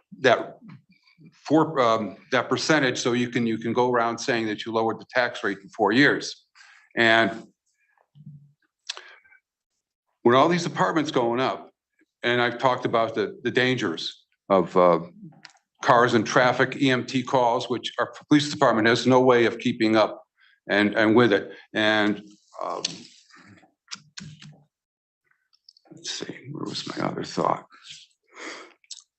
So we going forward, the tax mill rate will increase dramatically. There's no way around it. You've defunded the police, you've defunded keep smiling about that, don't you? You keep funding, and we're not getting enough tax revenue just to make it look good for your election coming up on November 7th. And you're hurting everybody in the town of Newington. Everybody. And then there's got thousands of cars coming through here every day. Like you said, somebody said it's a very busy, Cedar Street is very busy. And one thing that I would like to see going forward is, in the charter, James, you write this down, please. In the charter going forward, I'd like to see that there's no more supermajority on the town council, and added to the charter, it's always be 5-4. So we have no supermajority, so we don't have, because I feel like I'm living in a totalitarian dictatorship right now. And if we have a 5-4, it's more equal and it would be less of a chance of you guys controlling the town as you do in such a dictatorship way. I can't spit that one out. And referendums. When you tried to shut down 5 of the polling places before the 2021 election with the registrar of voters, you guys got together. And I would like to see, so that doesn't happen again, so you don't plot that conspiracy against the citizens of the town of Newington on not letting us be able to vote. I think there should be something in the charter, James, where there's a referendum on that, what if any change needs to be made to closing any more voting stations in the town of Newington. I also have this. This is from New York Times. It's property taxes could be cut in half for old New Jersey homemakers. And I know, Rose, you've been talking about you're having trouble. But you are over the 3 minutes. I would just ask that you begin wrapping up. And you might be interested in this because this is where New Jersey is trying to help out the people. I know Rose is worried about moving to another location because she can't pay her taxes. And it was a very interesting article in New York Times. So at least somebody cares about the people in their town, in New Jersey anyway. Thank you, Mr. Fowler. You're welcome there. Any other members of the public that would like to come forward? We have no one online. I do see 2 council hands up, so I'll let you all go first. Council Page? I wanted to comment in response to Ms. Lyons' statement about the budget process. I know I have felt uncomfortable with the way things are done in terms of those last minute decisions that are made, cuts or additions, and it not seeming to give the residents enough time to then digest that and respond in a thoughtful manner. And I don't know how constrained we are by the charter in the next cycle to make adjustments so that we can still follow the charter, but then let folks know with both caucuses what they're considering for additions or deletions, so that then other folks can have, citizens can have a chance to weigh in again and give us their full view on anything they love or hate or somewhere in the middle about the budget. So I appreciate that and I agree. And I'd love to get consultation from people who know those policies and procedures better than I do so that we can improve the situation or the process. I think Mr. Mayall's comments about corporations, it is actually corporations. There's a lot of good data and literature out there currently about large corporations all over the country buying single homes. They tend to buy, they're right now tending to buy more down in the south. There's some of this activity in the northeast and out west. And what they're doing is they're seeing that there's a lot of money to be made by buying single family homes, and then they're jacking up the rent.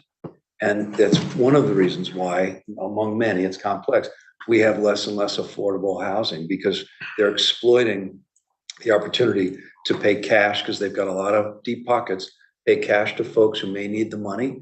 And I won't blame them for selling at a higher price because that helps them to take care of their business. But then you're right, then those folks the large corporations who buy those properties don't have the investment we all do, this being our home. And, things can go awry. So thank you for pointing that out.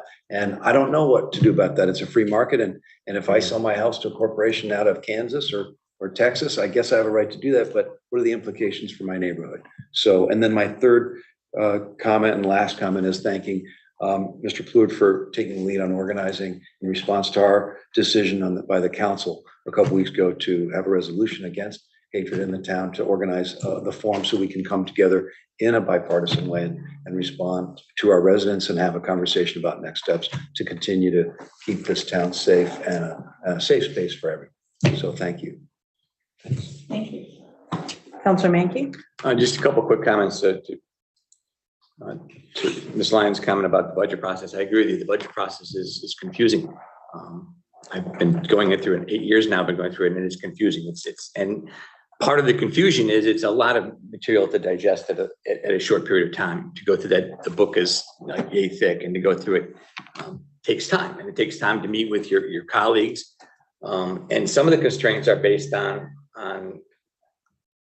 I always said if we could do the budget, over a couple of beers, we probably could get a better product because we could talk with them, they could talk with us, we could talk with them, they could talk with us. But some of the constraints are built into the process. So I'm open to see any way we can make this more streamlined and certainly more open to the public. But I can tell you that a lot of decisions aren't made until like the 11th hour because I'm still trying to wrap my head around decisions that are being made or negotiations are being had with the department. So just to point out that I agree with you. I would like a better system. I'd like somebody else to do the budget than me. But this is what we have. To Mr. Tala's comment, we're losing revenue on those apartment buildings.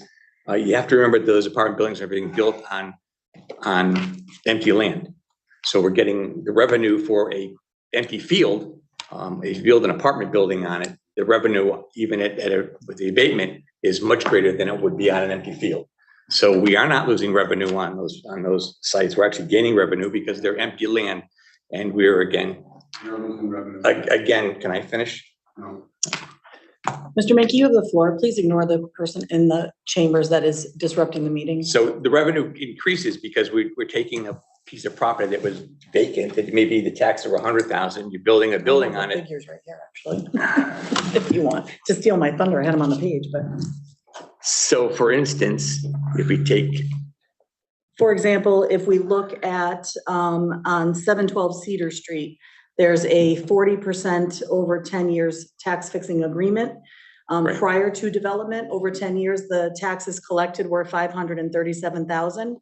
The collection rate if the mill rate were to stay exactly the same for the next 10 years would be $1.8 million and change. I'm not gonna round it off. So you can see that we would have collected 537,000. We will be collecting 1,800,000. Another example on there's several. Myra Cohen Way, the National Welding Site, we were collecting $0 on that because it was owned by the town and we don't tax ourselves. The anticipated, actually the collection's not filled in there, so I'm gonna say it was about a 45%. So the anticipated collection would be around between $4 and $5 million. On 96 to 100 Payne Road, the original tax collected was 716,000. The anticipated collection is 8,150,000. So when we talk about the anticipated need of an increase in services, either with our schools, our fire, or our police, the tax dollars that will be collected through these tax fixing agreements will far outweigh the cost needed to provide those services. And just one more thing I would again point out, this council has not defunded the police. This council at the last budget process gave the police chief everything he asked for. There were no additions and no subtractions to his request. We took his request and we did not change it. You can say what you want. But if you look at the budget was exactly what he asked for. I had a private meeting then too. You can continue, Mr. Mankey. You have the floor. You are out of order, sir. Again. I want to respond to. Councilor Mankey, you have the floor. Again, we did this council. I don't think this council would ever, in good conscience, defund the police or cut the services for the police. We provided everything they wanted, the cruisers they wanted, the administrative vehicles they wanted, and the one extra officer that he asked for. That's all he asked for. We asked, do you need 2? Do you need 3? He just said, I just need 1. Mm-hmm. Deputy Mayor Bedrejko? Yeah, 2 very quick comments. First of all, regarding Ms. Lyons, thank you about the open space fund. But one, in addition to just building up a fund, for me, one of the big impetuses was that we all talk about, Newington says, oh, we love open space, we need open space, we want open space. But then when you go for a grant, they're gonna say, well, put your money where your mouth is. At least by making this yearly contribution, we're saying we as a town are committed to open space. We have a fund. So that's, to me, it's very important that we continue to fund that. And then to Councilor Page's statements regarding the big corporations buying up houses. I agree. But quite frankly, there's an awful lot of small entrepreneurs. It's not just big bad corporations. I get offended when they're blamed for all of our problems. There are small entrepreneurs and many of my friends who own a property and rent it out. So it's just a phenomenon that's happening. So I just wanted to say, it's not just big corporations. There's an awful lot of individuals who are doing the same thing. Anything else? I would just add that in addressing some of the comments, thank you, Councilor Menke, for addressing the tax fixing piece. I appreciate that.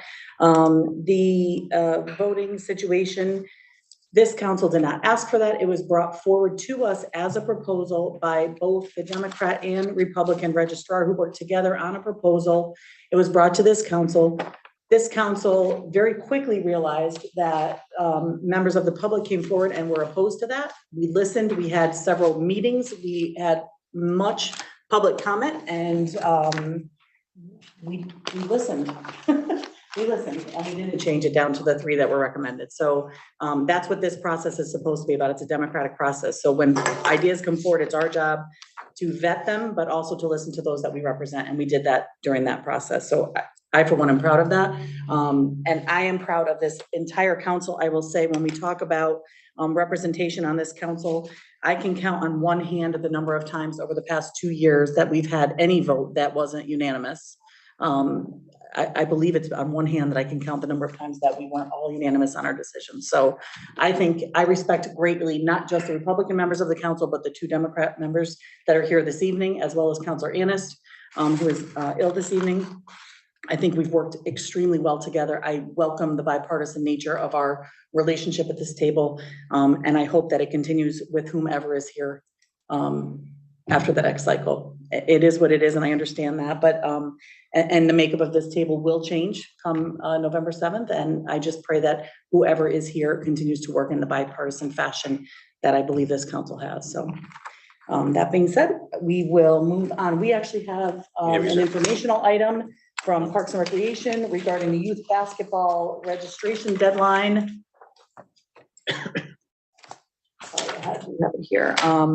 Mr. DeMayo wanted everyone to know that the deadline for registration is Friday, November 17th at 11 a.m. and that the deadline is firm, and they encourage all parents to ensure their children are registered before this date. You can find more information. There's a link there, but I know on the Parks and Recreation website. All right, next is, sorry. Oh, I'm sorry, Councilor Rada. Yeah, just a couple of informational items that I wanted to add. First of all, speaking for Friends of the Library, October 15th through the 21st is National Friends of the Library Week. So if you're not a friend, please think about becoming one. And there will be a reception for friends on the 21st from 1 to 3 at the library. There will be various activities and refreshments and all kinds of fun stuff happening that day. So we want people to attend. October is National You Name It Month. But there are 3 that I would like to present, and somebody else can present them, others at the next town council meeting. But it is Breast Cancer Awareness Month, Domestic Violence Awareness Month, and also LGBT History Month. So I wanted to raise those. Thank you. And thank you. When is the book sale? It's Signs have gone up today. Okay. all right. Well, You can report when the we sale could is. do it in unison. Okay. Friday, Saturday, Sunday, October 28th, 29th, and 30th. Sign I didn't Not see. on the book. Halloween. No, but if you would like to come and dress in costume, then it's, Get a free book. I probably, since I'm not president of Don't make Friends promises you anymore, can't but, keep. This was the first time I put the signs up when the wind wasn't like 300 miles an hour and it was kind of glitching. The sign is Double check those dates. Is it 27, 28, 29, or 28? 20, 29, 30. Yeah. It's Friday, Saturday, Sunday. Okay. yeah. 27th is The set. 30th is a Monday. Friday's the 27th. Right, just that's right. Friday, Saturday, Sunday would be the 27th, take 28th, the and The only reason I 29th. know is because the 29th, I'll be married 35 years, so if I don't. So you remember that date. I know that date. Yeah. Smart man. Well, bring Lynn to the book So sale. If you want to get a free gift, books are. Okay. Yes. That's, man, I'll save some money too. So it's the Friday, Saturday and Sunday. Friday, of that Saturday, week. the last, Before- the last before Friday and Saturday, Halloween, Sunday yes. of the month. Yes, Right. before Halloween. Thank you, Sue. And Sunday will be the bag sale where for, I think it's, what is it, $10? Yeah, You get a okay. bag and you can fill it to overflowing. And if you want to get another bag, then it's $8 and you can fill that to overflowing. And we will have lots and lots of books and we want lots and lots of folks to come. 27, 28. Yeah, I've done it before, so we do. Okay. All right. Next item this evening is executive session under Connecticut General Statute 1-260. There is a motion in the package regarding real estate. Go ahead. Councilor Resolved, the Weinstein. Newington Town Council in accordance with Connecticut General Statutes 1-206D hereby moves to go into executive session and invites the town council members and the mayor to discuss an item of real estate at 690 Cedar Street. Second. Seconded by Councilor Nagel. Any discussion? Hearing none, all those in favor signify by saying aye. Aye. Any opposed? Motion passes 8-0. Councilor Ann is absent. We will take a 5-minute recess, councilors. and Do then we have to will- leave the meeting, James? This meeting? No, we still have to. I can adjourn. But do we have to leave this to go into a new? No. No, there's no we're one all here. online. No one's We're participating all here. No online. one's, no one's Yeah. online. Correct. John, get contact me, please. So you, I can show it here. I will. Thank you, sir. Appreciate it. If somebody told me they put it on. Thank you, everyone. Thank you. Thank